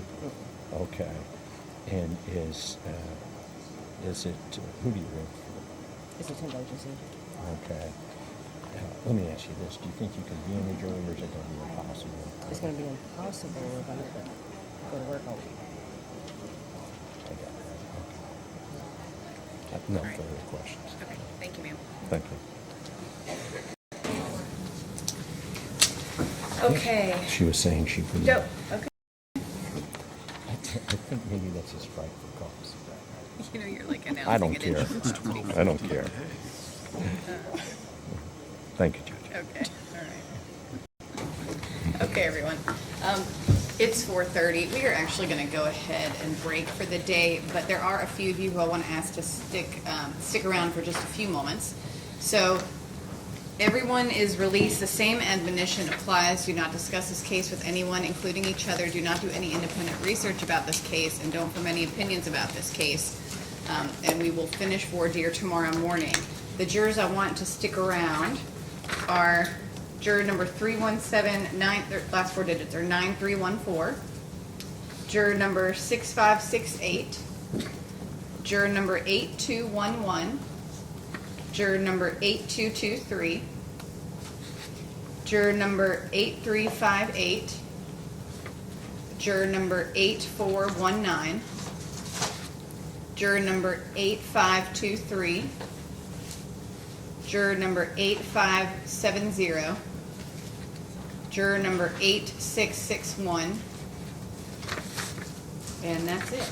Actually, the rest of you are free to go. Just please be back outside a few minutes before 9 a.m. tomorrow so that we may begin at 9. Okay, yes, sir? No, good question. You will come back here. So you are in Division 9 until we finish voir dire in this case. So you do not need to report to the jury administrator's office tomorrow morning. Just gather outside this courtroom on the 8th floor here in Jefferson Circuit Court and be here so we can start at 9 a.m. tomorrow. All right, everyone? Thank you all. And don't forget to stick around, those of you that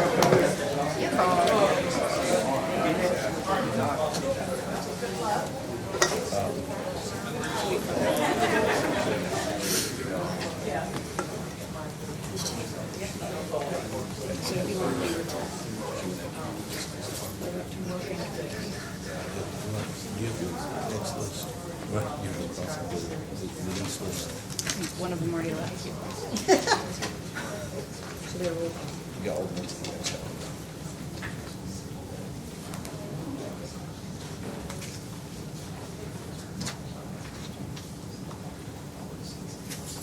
got one who left. I was supposed to say.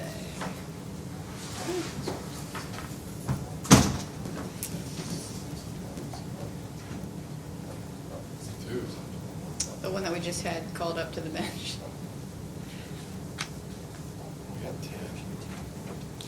Okay, everyone. Thank you for Pick his student up to 5? Yes. Yeah, he walked out there. I told him to leave. Okay. Yes, I told him he was free to go. So those of you who asked to stick around due to your hardships because of childcare, financial, work-related, that we've already gone over, you all don't need to report back tomorrow at 9, okay? So you all are released from service here in this case. You will still need to call in tomorrow to see if you need to report. But I'm going to go ahead and let you all go so you don't have to wait around to find out tomorrow, okay? All right. Thank you all. Have a good night.